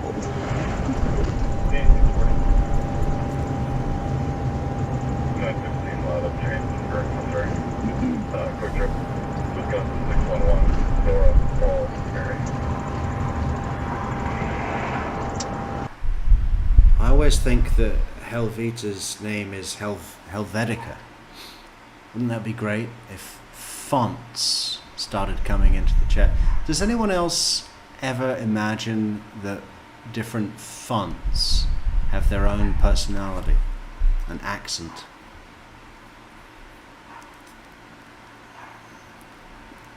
No? It's just me. Okay.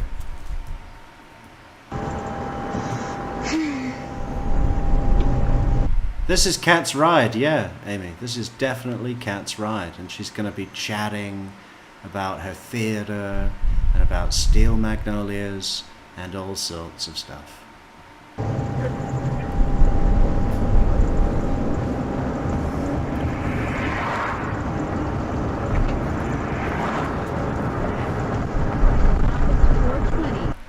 I hate his cup. I assume you're talking about Chandler's Cup, California, Amy.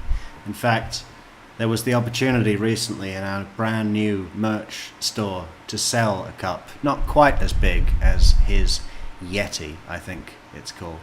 But I'm against them, and I will not be selling them in the merch store.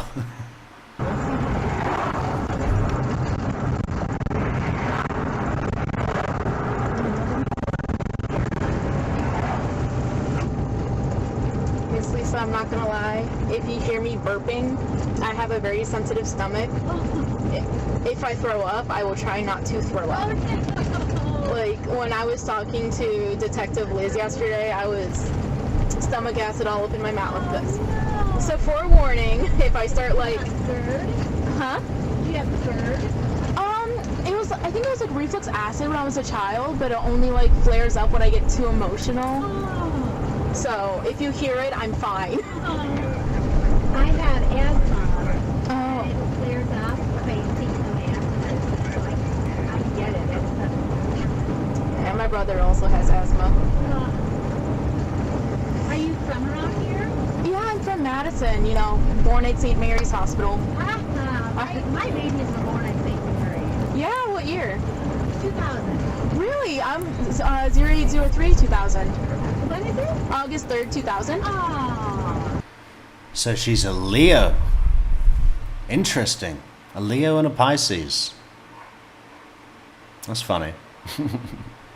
I was saying yesterday that I almost called her Barbara then. Kat in her interview is exactly like my ex-girlfriend's daughter, who was a Leo, called Kat, and I'm a Pisces, like Chandler. What the fuck? Strange. Yeah, my mom used to work at St. Mary's around the time she was giving birth, I think. What was she, a nurse? CNA.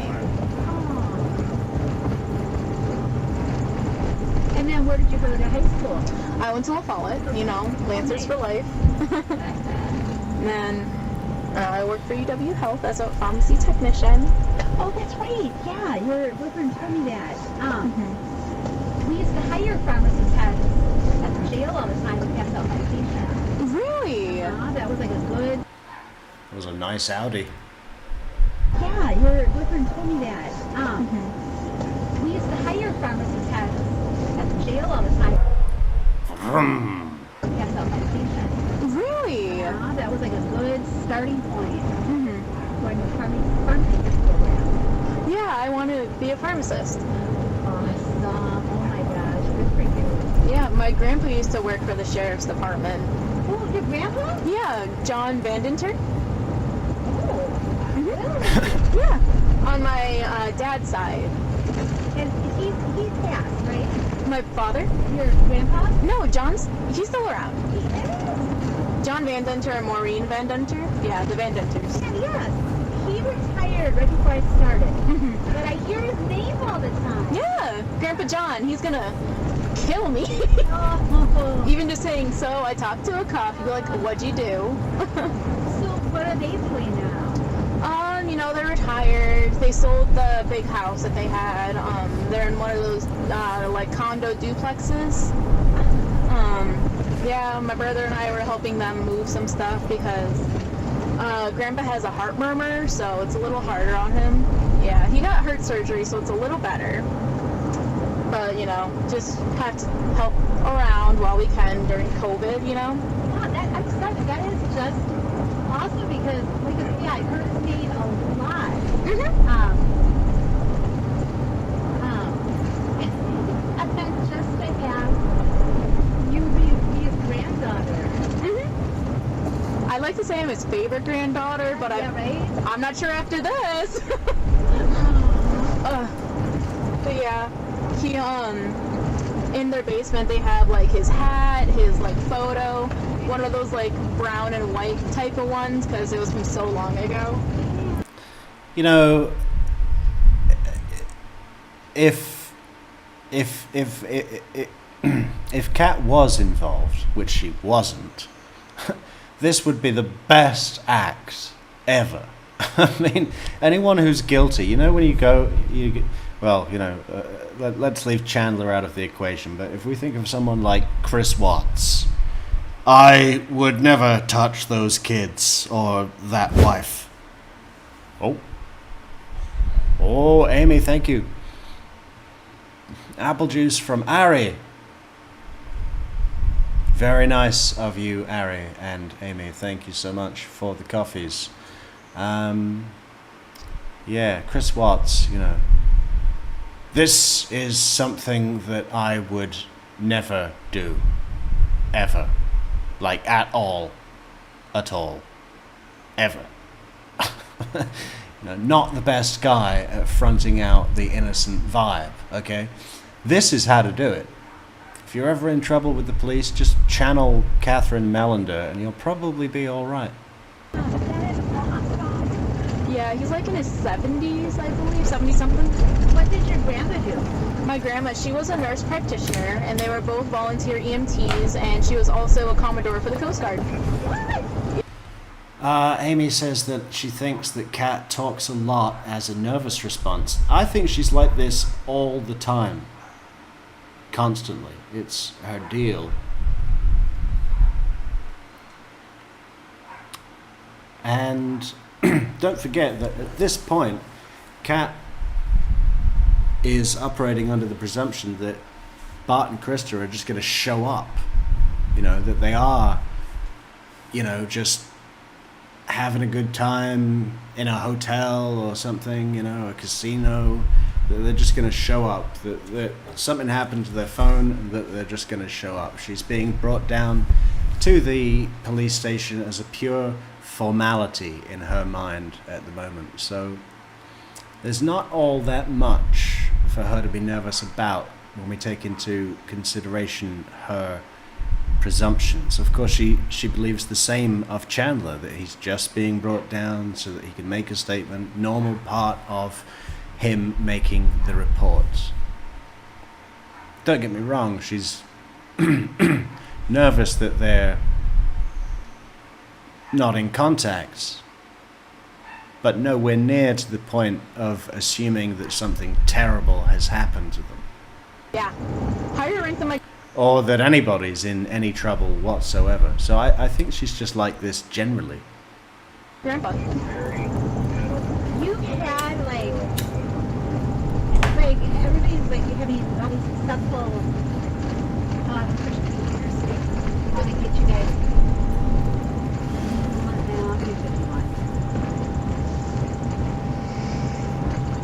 There was an accident. It was really backed up earlier today, so I think I'm just going to take this route. I hope they're okay. So your grandma was in the medical field. You were in the medical field. Your mom was. Your dad was in law enforcement. What did your dad do? My dad, he was in the military. Oh, wow. Yeah. And my oldest brother was in the reserves and now is a cop in St. Louis. Whoa. And what do you say he does now? My brother? Yeah. He's a cop in St. Louis. Holy moly. Just graduated from the program in March. Oh. Yeah. You know what? When you talk to him, you tell him I say he's a brave man and thank you for what he does. That's who I was texting. I'm like, I can't call mom now. I'm going downtown. Don't tell her. Yeah. But I knew they were going to pass a McDonald's. Look, there it is. There it is. Yeah, see, Louis ain't no joke. That's where Bart probably shouts at the staff for more ketchup. I said I wanted a spicy McChicken, not a spicy McChicken deluxe. no, he said he had like a weapon pulled on him the other day and like he had to take his partner to the hospital because he got shot. How old is he? His partner? His brother. Oh, he's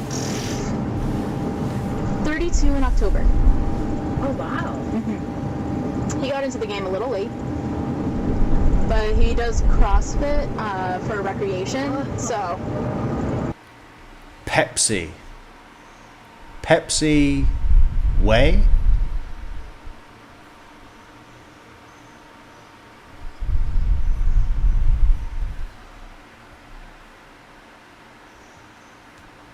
Uh-oh.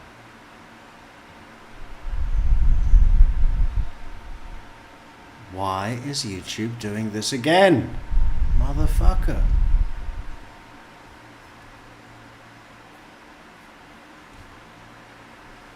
What's your deal, YouTube?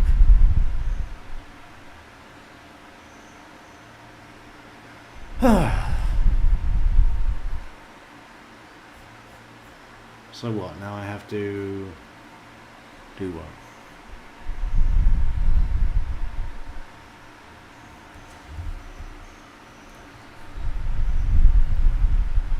Close it. Go to Google.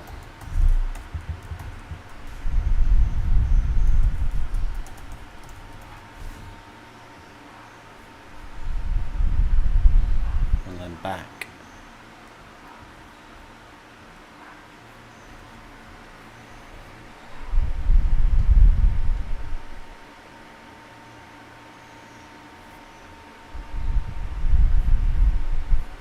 Well, I guess we'll go back to opening. A bit about proof beyond a reasonable doubt. What that means is you must Just gotta wait for YouTube to load. I don't know why it's doing that, guys, but so there's not silence. We'll just watch this. resist guessing. You must resist speculation. You must resist storytelling. Don't forget to let us know. What did we get? We got Maine. Let's update this while we're waiting.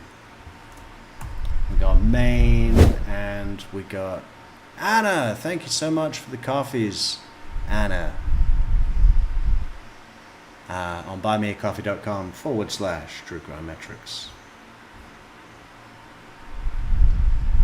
So we got Maine and Virginia and Washington. So we are 20 out of 50 already. What do we need right now? We need Iowa, Missouri, Arkansas, Louisiana, Mississippi, Kentucky, Tennessee, Alabama, Georgia, North Carolina, West Virginia, Ohio, Vermont, New Hampshire, Rhode Island, Delaware, Oklahoma. Anybody in Oklahoma? Kansas, Nebraska, Wyoming, Montana, North Dakota, Idaho, Nevada, Oregon, Utah, Arizona, New Mexico, Alaska, Hawaii. If you are in one of those states, please let us know in the comments.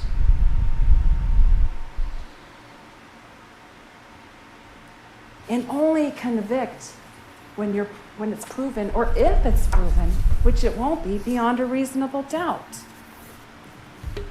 I'm going to ask you to resist losing your objectivity. Objectivity may be hard for people in this case because of the graphic nature of what you've just been told or what you're going to see. But you need to resist losing that objectivity. Commit to being jurors, dispassionate, logical. Don't be swayed by fear. And I ask you to resist any pressure you might feel to convict Mr. Halderson of murder in this case. It's a little unorthodox, but I'm going to tell you, at the end of this case, Attorney Vera and I may stand before you here and say, you know what? They did convict him of this, but what evidence do you have of murder?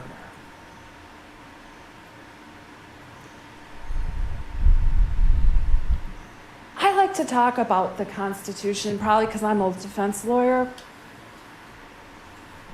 But I think as jurors, as people coming into the system who aren't dealing with this every day, like we are here in the courtroom, you have to remember how important the Constitution is, how important the presumption of innocence is for Mr. Halderson, and how important proof beyond a reasonable doubt is. It's the highest standard we have.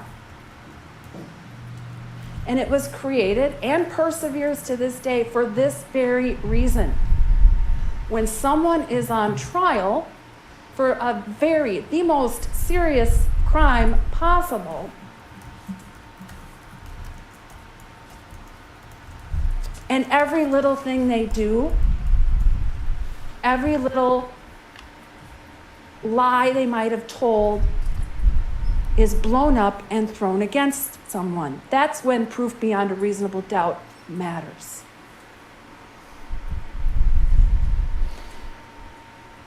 You jurors, not the sheriff's department, not Mr. Brown or Ms. Raymond or me or the judge, get to decide this case. Individually, you all get a vote. You all get to make your own decision. I simply ask that you remember your role as jurors, that you find a way to stay objective, that you look for the key questions, the key facts that aren't answered, and that you hold the government to this high burden of proof. If you do those things, if you can resist these things, you will reach the right conclusion. Chandler Halderson did not murder his parents. Hey, we got the Sooner State, and we got a Buckeye. Welcome, Ohio and Oklahoma. If we were collecting letters, we'd have all the O's. Is that true? No, we need Oregon as well. But as soon as Sally gets here, we're gonna have all the O's. Is that all of them? That's gotta be all of them. I'm surprised there's 3. I wonder what the letter of the alphabet is that most states begin with. I would say...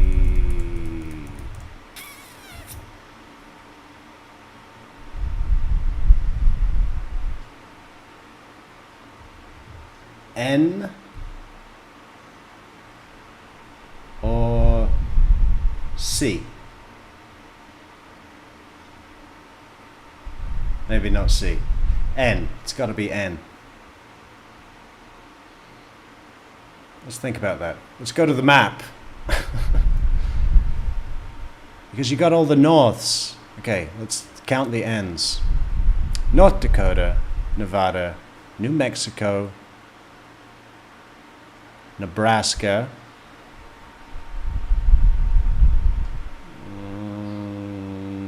how many is that?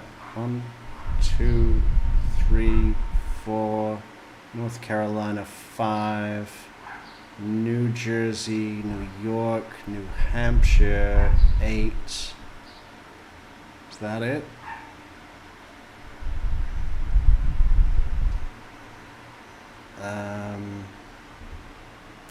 I think that's it. It must be N. Must be N. I can't see anything beating N. What else would it be? What about M? There's a few M's. Maine, Massachusetts,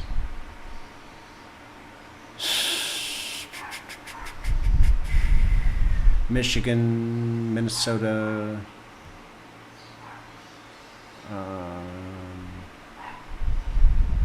That's it. Nowhere close. Nowhere close. Must be N. Who can beat N?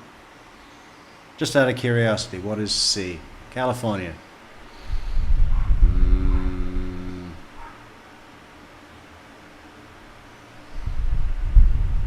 Connecticut.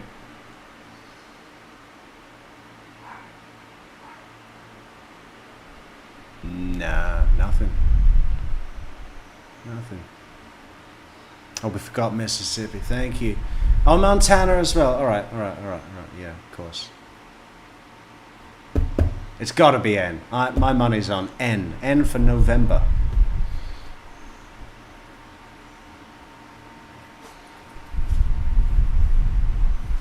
Missouri as well. Oh, fuck. Uh-oh. Oh, that's the end of the video. Right, let's see if we got our browser back. We get our browser back? Oh, way to fuck up my lunchtime special, YouTube.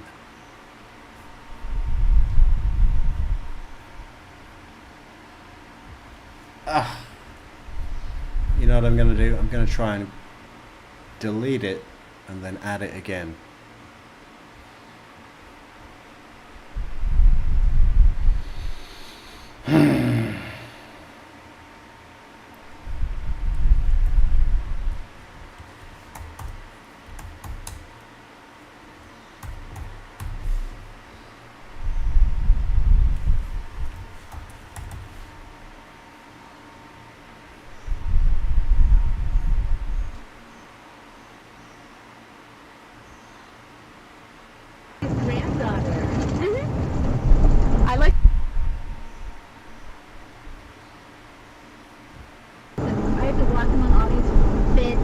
Good idea, Metrics. It's never too late to start. I know, right? I do power lift. I do all that stuff. Okay. But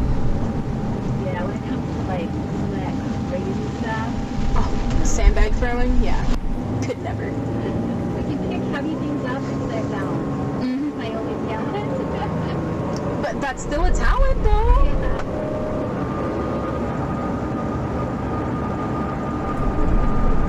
Like 20 minutes treadmill and I'm done. I'm like on the Stairmaster for 5 minutes and I call it a day.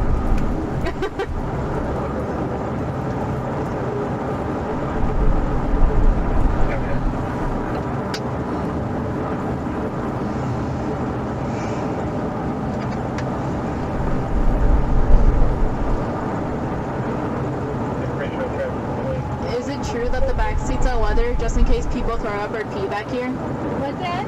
Is it true that the seats are leather just in case people like throw up or pee back here? Oh, they're all like hard plastic. Yeah, but if anybody barks or pees or whatever, I take it to a company and they do like the biohazard clean. Because I would not drive this again. And most people have handcuffs on. Yeah. They got their bark or pee out now. I just give people rides like you have somebody or people that cars break down. Sometimes special needs kids that keep them in the hospital. Because I'm not a patrol deputy, I'm a community deputy. So I just so I don't camp these neighborhoods and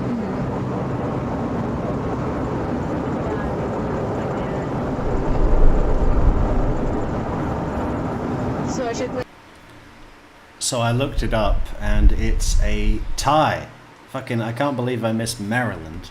Maine, Maryland, Massachusetts, Michigan, Minnesota, Mississippi, Missouri, Montana. And that's 8 states tied with N, as we aforementioned. And nothing comes close. We got 4 with the letter A, 3 with C, 1 with D, 1 with F, 1 with G, 1 with H, 4 with I, Kansas, Kentucky,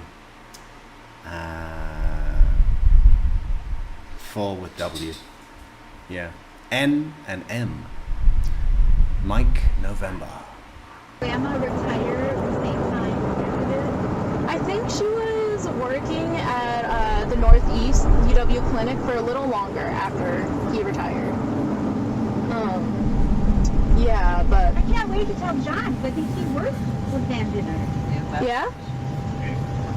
But you better not have their phone number. No, they were all, I think that, for instance, John was really young when he started, and your grandpa was getting ready to retire. Yeah. Grandpa John. So funny, yeah, there was a huge retirement. I started 24 years ago. And then what does your other brother do? My other brother James, he's in school for IT, and he works for AFS, which is the like construction manufacturing company. So he drives around and delivers stuff to different sites, and then he also does CrossFit. Yeah. My husband is a powerlifter. Oh. So he's competed nationally and in the state. And he too picks heavy things up and sets them down. But he cannot pick up laundry gibbers. I told him they must just have an imbalance. That you can't pick up your dirty clothes and bring them to the basement. It's most people's kryptonites, but mostly men, I think. Wow, right? What's up with that? Yeah, I don't know. I make Chandler do his own laundry. Good. The other day I did. I make Chandler do his own laundry. Well, you're not his mother, and even if you were, he's 23 years old. My laundry there, like I put it in the dryer because I brought it wet from my mom's house. And like he threw some stuff in too, and like he like helped fold it, and I was like, okay. Where did you guys meet? It's a long story.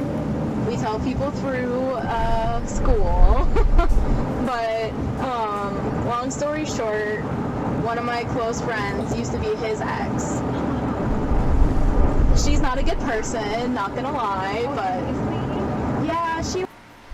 Where do you think that opinion came from, that she's not a good person?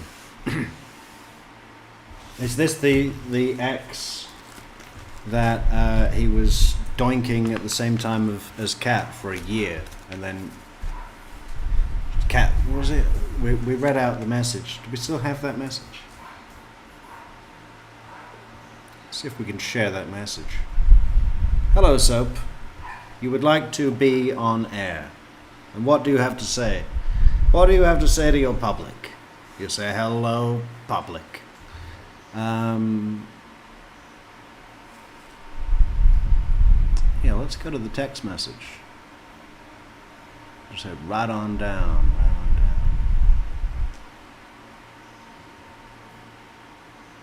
down. Oh, I don't think I have it saved, but I do have this one.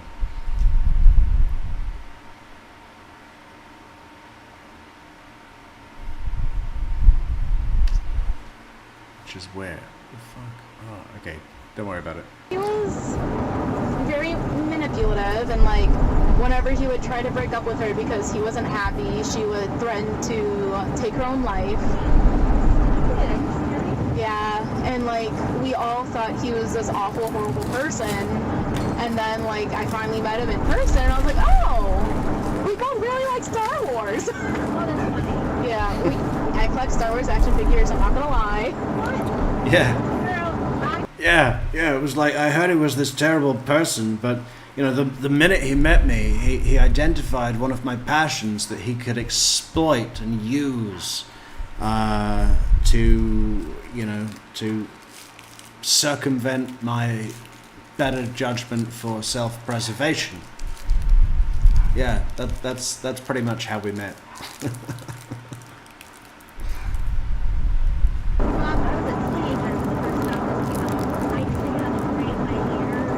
In the buns, he made me, when I first met him in person, I had to wear my hair in the buns.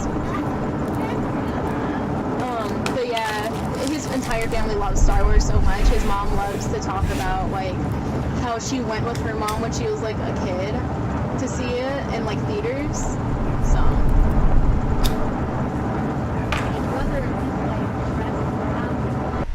I have never seen Star Wars, and you know, I have heard people talk about it, and at some point or another, you know, I heard people talking about it, and not like super freak geeks, but you know, people that I sort of respected. And they were talking about it, and they were saying that it was good, and then I thought, you know what, I'm really not interested. But because I respect these individuals, I'm going to try and watch it. And I put it on, and I turned it off within 7 minutes. I do not give a shit. You know what I mean? The Lord of the Rings, I walked out of the movie theater. We were on a school trip. And I only went, I don't know, I can't even remember, but we walked out.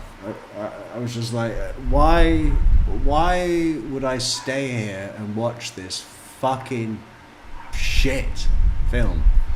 Okay.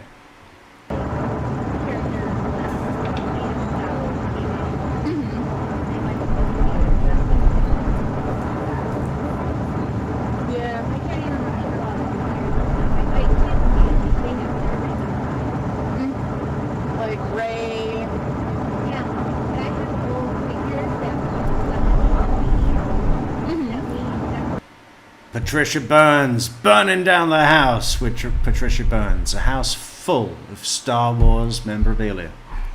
I got the matches. You got the gasoline?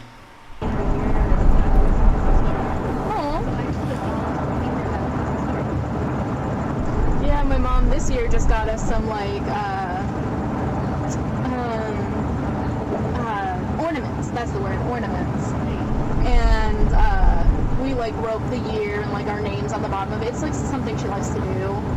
And I remember Chandler's first Christmas with us, like she got him like a fishing one because we always fish in his backyard.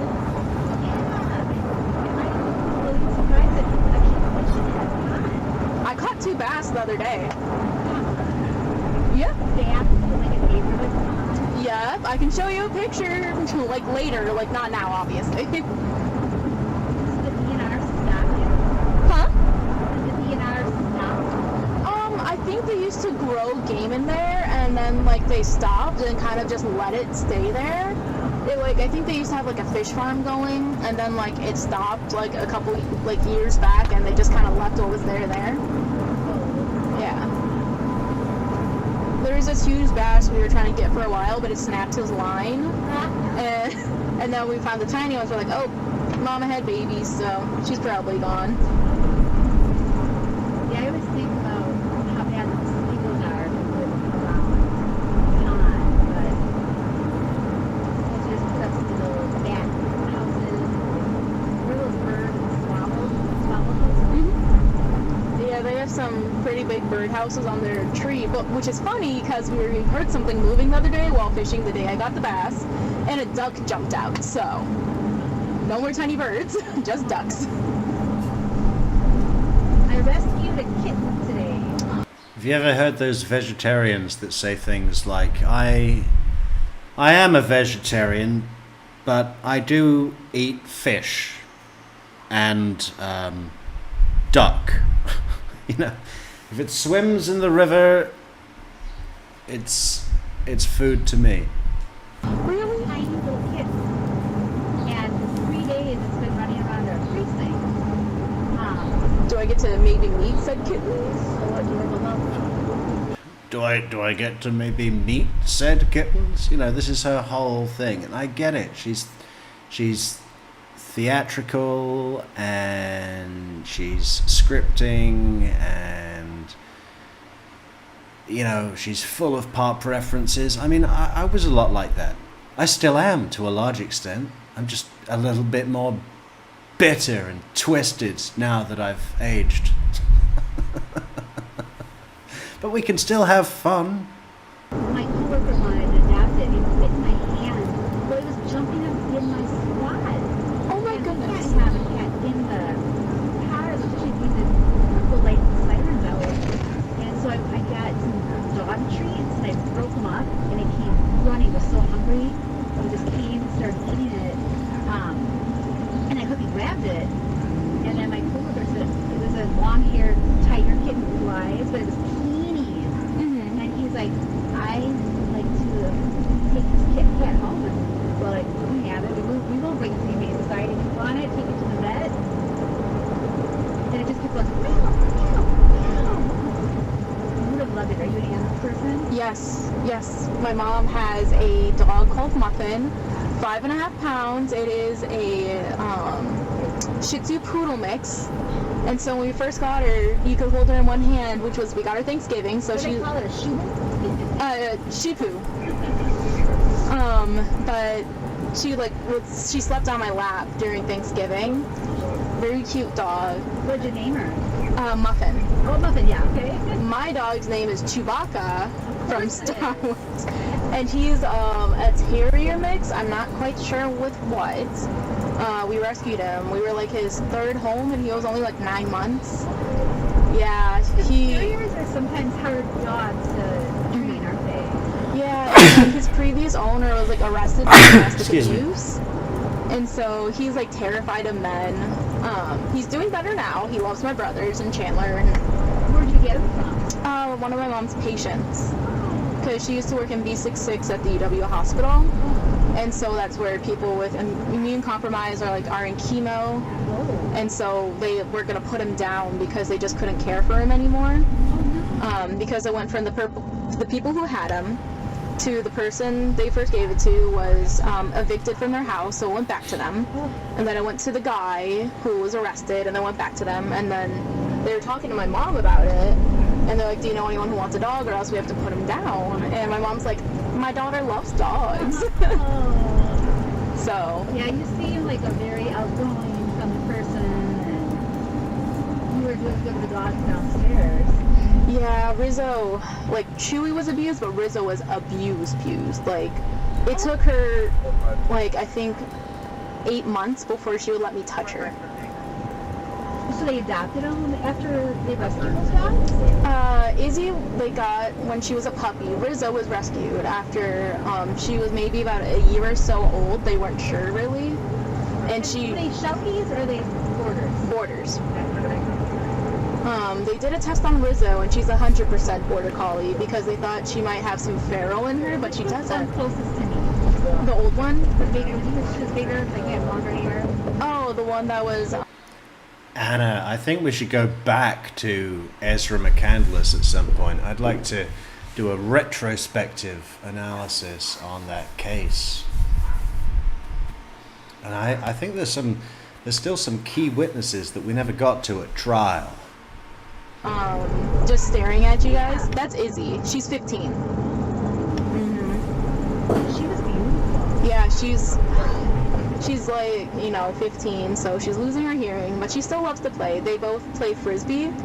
So if you say Rizzo's turn, Izzy will lay down, and then Rizzo will retrieve it. And then when you say Izzy's turn, Rizzo will lay down, and then Izzy will retrieve it. Does your dog do tricks? He can do shake, and then... And he can eat snacks? Yep. We can put food in his bowl and tell him to wait, and he'll sit and wait, and then when we say eat, he'll eat. Really? Mm-hmm. I had a Lhasa Apso, and they're a little bit like the Shih Tzus, where you have to keep getting them trimmed, the cookies on their butt, and they're, yeah. I saw a meme that was so funny. It showed either a Shih Tzu or a Lhasa on the back of the couch, and it said, sometimes I bark, and when I do, it's normally for no reason. Yep. Yep. That's Lhasa. Chewbacca likes to do that. He'll bark at you, and then he'll go up to you and sniff you, and then run away, and then come back. Because he has a hard time trusting people, which is fair. It's fair. He was abused as a puppy, and that's really hard. But when he loves you, he loves you. Nice. Does he have short hair? Yes. Just have to get him trimmed every 3 months, as you normally should. Our fair center that houses Cuba inmates, the inmates that can go out to work and out to school, they get rescue dogs every now and then from Rock County Humane Society, and they teach the dogs, they potty train them, teach them to sit, they keep teaching them all that. And we had a terrier a couple of years ago that was not all there. It would go outside and just start attacking tufts of grass. And it would be fixated on it. Does your dog do that? He runs with his face in the ground. So when there's grass, he'll just put his face in it and just start running with the side of it. Especially after he eats, it's he's trying to wipe his face after eating. And then when it's snowing, he puts his face in it. I know they're meant to hunt rats and mice. That's what they were bred for. So I wonder if it's just part of, that they're being that kind of dog. Yeah. Yeah. Chewy's a good boy. He's registered as my emotional support animal. Aww. And so when he can tell I'm anxious, he'll try to make me play to forget it, or he'll lay on my chest. Nice. Yeah. He's smart when he wants to be smart. Other than that, he's just running into walls. My kids, when they were in school, a girl would bring in her emotional animal. It was a rabbit.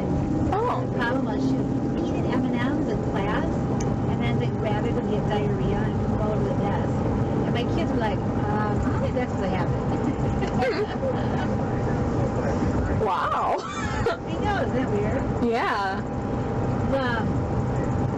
The airport here in Madison has an emotional support animal that if you're anxious to fly, she walks her dog around. I think it's a golden retriever. Oh. And she walks around so you can pet it and have it rest its head on your lap if you're anxious to fly. It's kind of cool, isn't it? Yeah, I love that. I usually just get those melatonin gummies that you can get at Target. I'm just I'll take 2 of these. Just take a little nap first. Do you get anxious during storms or during tests or? Tests, not during storms, flying, like riding in the back of a car that I know I'm not in trouble, and I like part of me is like I'm in trouble. I did something wrong, even though I know I did nothing wrong. Social situations, if I'm not prepared for it, I get anxious. I get it when people are following me, like when I'm supposed to lead. I can go anywhere by myself. I can drive fast. I can whatever. I can do anything. But when I have like a deputy behind me, and I've got to be the one to like lead them, that's when I'm like, Yep. Yep. So I hear ya. Like if there are people like walking too close behind me, or like if they're in my space, I get anxious, or if they're staring at me for too long. Yeah. So I know. Yeah. Just learn to like block it out. I don't let anybody walk behind me. Yeah. Like I will step to the side and pause if I have to. Yeah, I will too. Like, girl, you ain't alone with that. Honestly, I think that might be an all-woman anxiety type thing. Not gonna lie.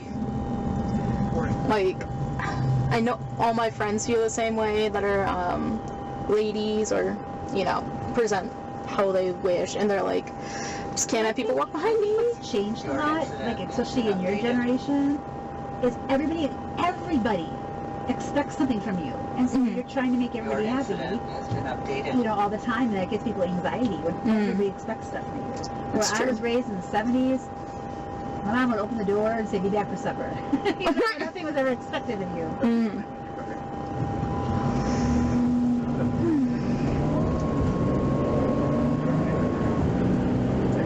And then this weekend they might have Maxwell Street Days. Which days? Maxwell Street Days. Remember when they used to have those? Like you could go down State Street and buy like all the State Street stores that have sale items. Oh, that, yeah. I wasn't allowed to go downtown by myself until I was like a senior in high school, I'm not gonna lie. So where on the east side did you live? Off Milwaukee Street. Oh, okay. Right before the bridge, Trafalgar. Yeah. Yeah. Oh. O'Brien Court is the cul-de-sac that was behind us. That was like the problem cul-de-sac. Oh. Remember they had SWAT in there once? And did your mom still live there? Yeah, she does. Her and my brother. What's the elementary school that you went to? Kennedy. And then the middle school is Senate? Whitehorse. Whitehorse. Okay. Yep. Sadly enough. Whitehorse was not known for being the best. Yeah, I worked for the YMCA many years ago. But the Y sent me to an after school there's another elementary school right over there. Leopold? No. What is it? Sandburg? Oh my gosh, it's like not Faro. Elvium? LVM. Yeah, LVM. I'm surprised I remember that one. Because you wouldn't think there'd be so many in that area. I know, right? Well, then you've seen all this grow too. Remember, this was never here. I do remember that. I remember how, like, past the bridge on Milwaukee Street, there's those new houses and complexes, and I was like, those used to be fields. I know. Oh, I remember that. And then I remember that big field. They always had the East Side Businessmen's Club would come and do like Ferris wheels and do the little yeah. I remember that. Or when they used to do the Ferris stuff at the Easttown Mall and the like. Yes.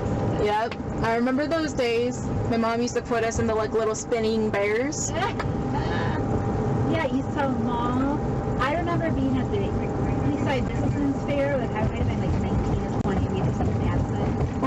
And I went around once, like on the Ferris wheel, and then they had me get off, and I was like, I can get my money's worth. And then a guy came over with a big sledgehammer and started pounding a bolt back in. I was like, oh, I'm done. Oh, we're good. Yeah. That's not bad. Wasn't there like a house there or another church? A furrier. Remember, it was like a fur business. Oh, yeah. What the heck? I don't think you downtown very often, so things change a lot. If I do, I come in Beltline. I don't do East Wash much anymore. Yeah. The Bartell's still around. The Bartell's? Yeah, the Bartell Theater. Oh, I don't know. You've never been? I have not. I used to do theater, and so like a lot of my college friends are also theater people. And Well, I was a theater major. Really? What have you been in? So I've been in Steel Magnolias. I was in Steel Magnolias. Who would you play? I was in it twice. I was in it once. I was Shelby. And then once I was who's the Dixie hair designer? Oh, not Shelly. Who did Sally Field play? Let's look it up. Steel Magnolias.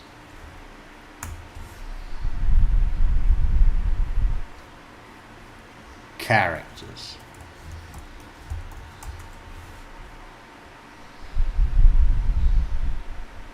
So Julia Roberts was Shelby, and Dolly Parton was who?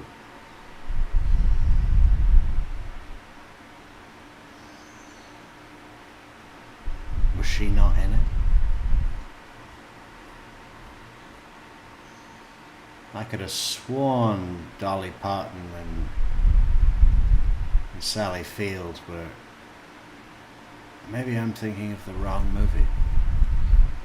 Because I was Shelby the lead, and I was what was her name? I don't remember her name. I was Weezer. What? Yep.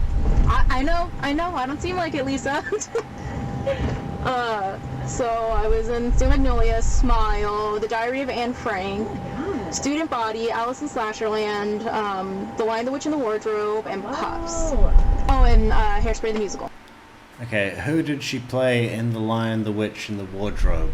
Not one of the children. I'm thinking Mrs. Beaver. What? Nice. See, I swear I'm not a problem child. I was on Student Center. So hey, that's a cop car in front, right? It drives like a cop, looks like a cop, it must be a cop. Is that Chandler's car? Maybe. At METC, I was vice president of team development. Right. Please. The grandpa was is he the sergeant? I can't remember what he was there as. Grandpa? Yeah. I thought he was. I don't know. No, yeah, I think he was a captain. Oh, I think he was a captain. What? Look at him passing me. Now he's so sassy. Now he passes me. Wow. Please follow me this whole time. Are we going to the city building?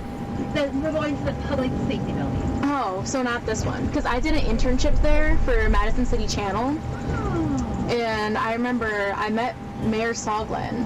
Oh. And so I was like 15 and a half at this time. And like we were video recording and like live streaming one of his like meetings. And at the end of it, I remember leaning back in a chair and falling out, and Mayor Soglin watching it happen. What? Did he say anything to you? He was like, "Are you okay?" I'm like, "Yes." And he's really funny. He had dinner with my family after the conclusion of like the internships. And he said I reminded him of his daughter who was arrested for trespassing. His daughter? Who was arrested for trespassing, yep. I'll take any compliment. See, what's he doing thinking he's all that? Yeah, only second before us. They're probably not having as much fun as we are, though. I know, right? Boys are always so monotone, stubborn. Don't want to talk about Steel Magnolias. Shelby, then you had to have a southern drawl? Well, yes, I did. Get him, Red, get. If it doesn't shut on us, I'm going to zap it too.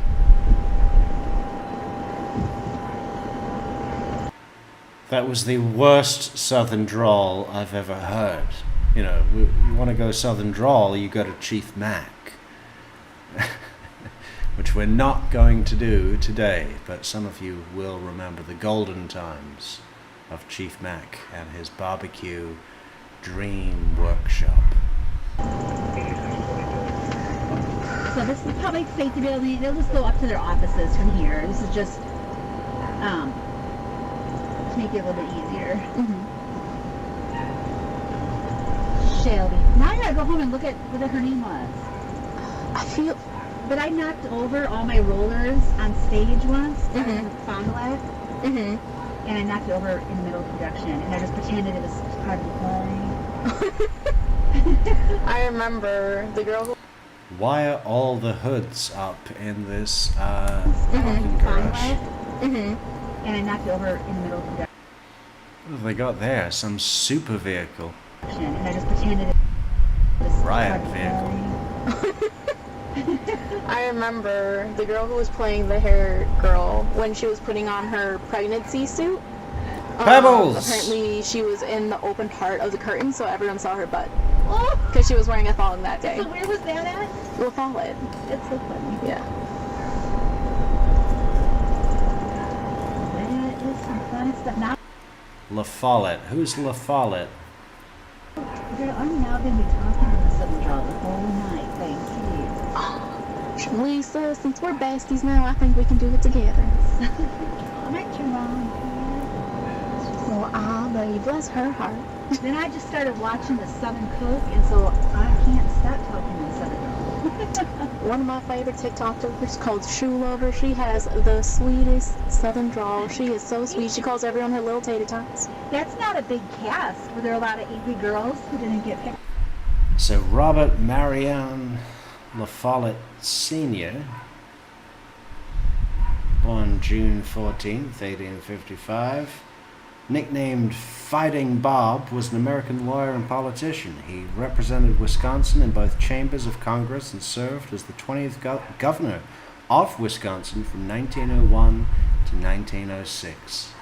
A Republican for most of his life, he ran for President of the United States as the nominee of his own Progressive Party in the 1924 U.S. presidential election. Historian John D. Bunker describes La Follette as the most celebrated figure in Wisconsin history. Well, well, well. Oh, just a couple. That's alright, because I looked great in them pants. I actually wore my brother's pants, because he has a big butt. And I couldn't find any high-waisted jeans at that time. And so you just sitting in the car, did they take Chandler in? No, he's waiting. He's waiting. Alright, let me see what they want me to Is that like a laptop? do. Yeah.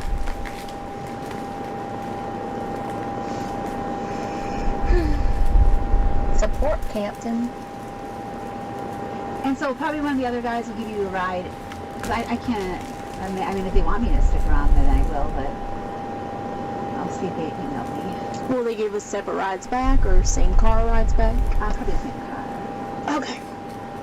Yeah. There'll just be one car on the way back. One car, one passenger. Oh, my tummy is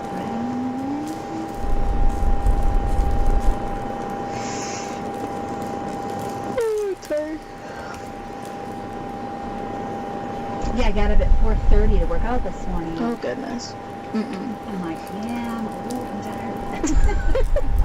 I went to bed around like midnight last night because I was with my friends because after the detectives talked. Nicole E. shows a compassionate soul. She says, "This sweet, beautiful, smart, and talented young woman had the most unfortunate fate in meeting the biggest loser psychopath." I agree. She is smart and, she's lovely. I really like Kat in so many ways. I don't like her southern accent. That grates on me a little because it's a little bit shit. But everything else about her is great. But unfortunately, precisely the qualities that make her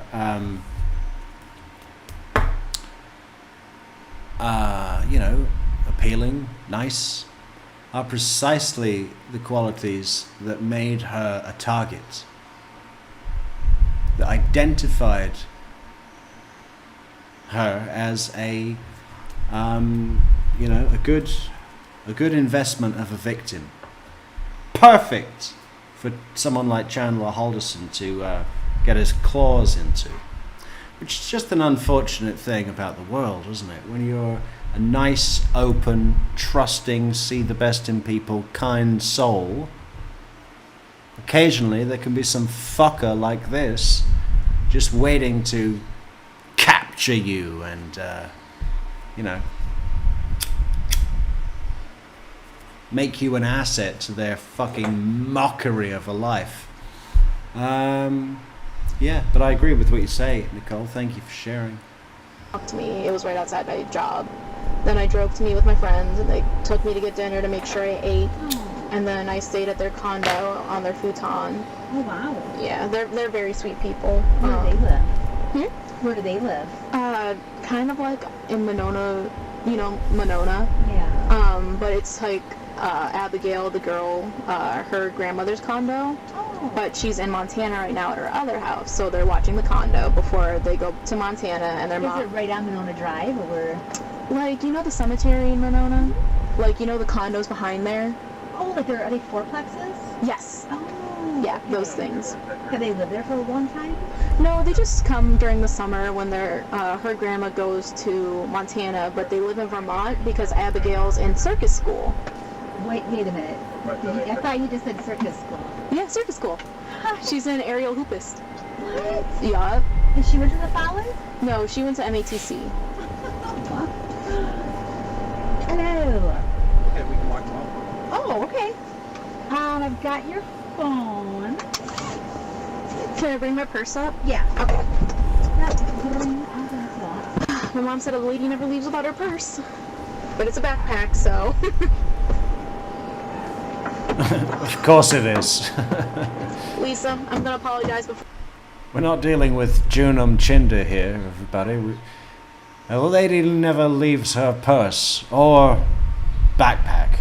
Beforehand, I smell awful. I have been sweating through this long street. I take my fuzzy socks off. you really fixed socks on. Yeah.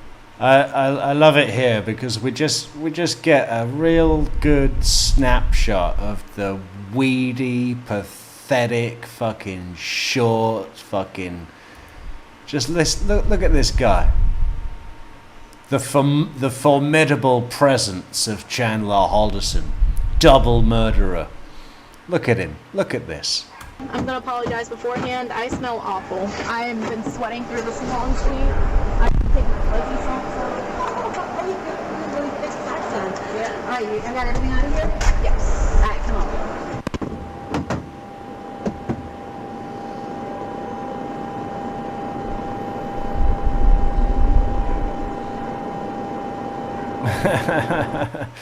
Trying to read the vibe, Chandler, huh? Look at it. I mean, you can tell the cop's not tall. Look at the car. Oh.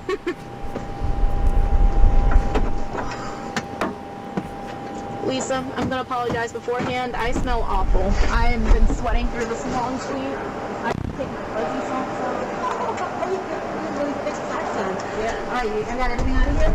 Yes. All right, come on.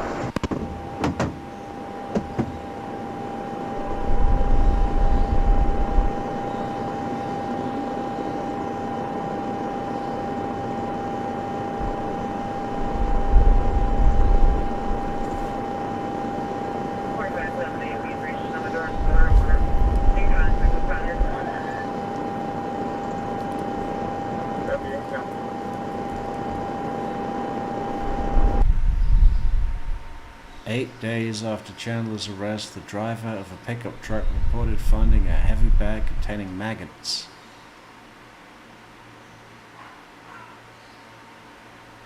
So, I think this is his mother's leg or something.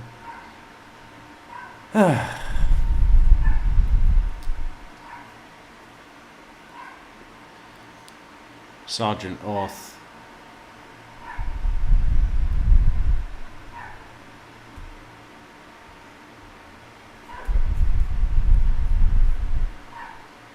Inside the store.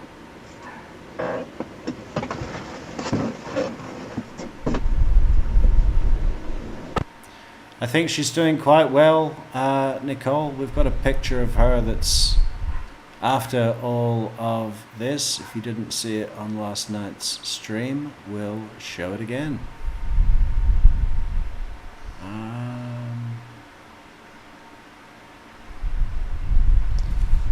Where is it?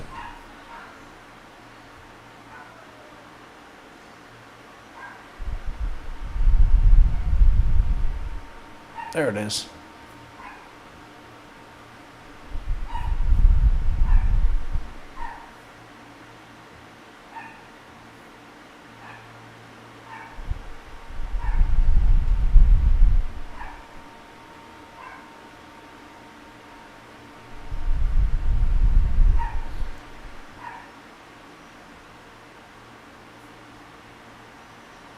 And she seems to be doing okay. Nice to see her smiling and surrounded with people that are likely not double murdering butchers, you know.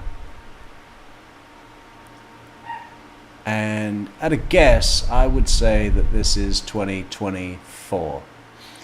We saw her in 2022, early 22, granted, but you can tell she's a little bit older. I'd say it's last year, maybe, at some sort of work situation. Good luck to you, Cat.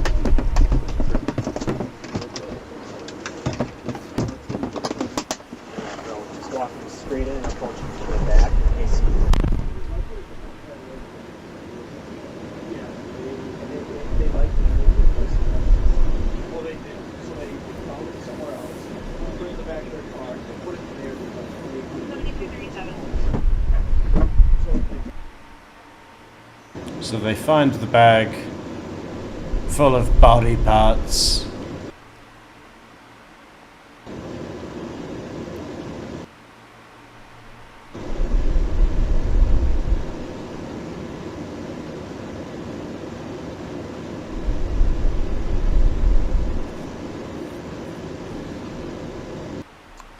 And they just collect it as evidence. Okay? I mean, that's pretty much it. Not much to see there.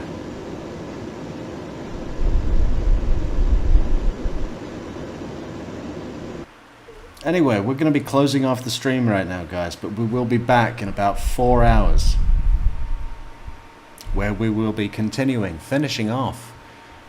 hopefully finishing off the interview of Cathryn Mellender, which is what she went directly into after this car ride. We started that yesterday. We're going to be continuing it today. We've also got her courtroom testimony coming. We've got her jail calls with Chandler. We've got text messages from between her and Chandler and all sorts of stuff like that to go through. Then we're going to do a couple more witnesses from the trial, key witnesses from the trial, closing arguments, sentencing. And by the way, the closing, we already checked out the opening statement from attorney William Brown, which was bulletproof. If you haven't seen that already, check that out on our channel page. It's actually not attorney William Brown that does the closing for the state. That pleasure goes to attorney Raymond, his co-counsel, but it is William Brown that handles the rebuttal after the defense have made their closing argument to the jury. And the rebuttal is one of the most scathing, brutal examples of courtroom justice I have ever seen. I mean, it is harsh. You know, it's almost too much. It's that good. So look forward to that on our channel page. What else? Well, there's really not that much else. I think we'll be done with this case. Oh no. After then, we go back to the interview. We've got to do the interview one more time with the new, fresh perspective of what we've learnt after going through all of this together. We want to be looking at the motive. We want to be looking at a not face value motives. I think with this case in particular, because it was so quickly brought to trial, done, dusted, sentenced, see you later, Chandler. It was over within 6 months of his crimes, or just over. And I think because of that, a huge chunk of the backstory, the motivation, and the timings of certain events have been brushed over too readily. I suppose from the state's perspective, it's just like, well, as long as we make sure he gets a life sentence and it ain't never coming out into society again, we're good. But on this channel, we want to know why things happened. We want to know when things happened, and we're going to be going through that again on his interview. But that'll be the last thing we do on this, at least for a month. And then we're going to do the whole thing again. Anyway, yeah, good night. Thank you, everyone, for coming. Thank you for the chatters, the super coffee people, the Viking coffee people, the supporters, those of you that do support the channel. Good news, we've got fantastic merch coming on. Check out the links in the description for ways to support the channel on Patreon, on YouTube, on Buy Me a Coffee, and all of those other things as well. And we'll see you later tonight. Have a good rest of your Tuesday afternoon, and join us again on True Crime Metrics. Thank you, everybody, and good afternoon.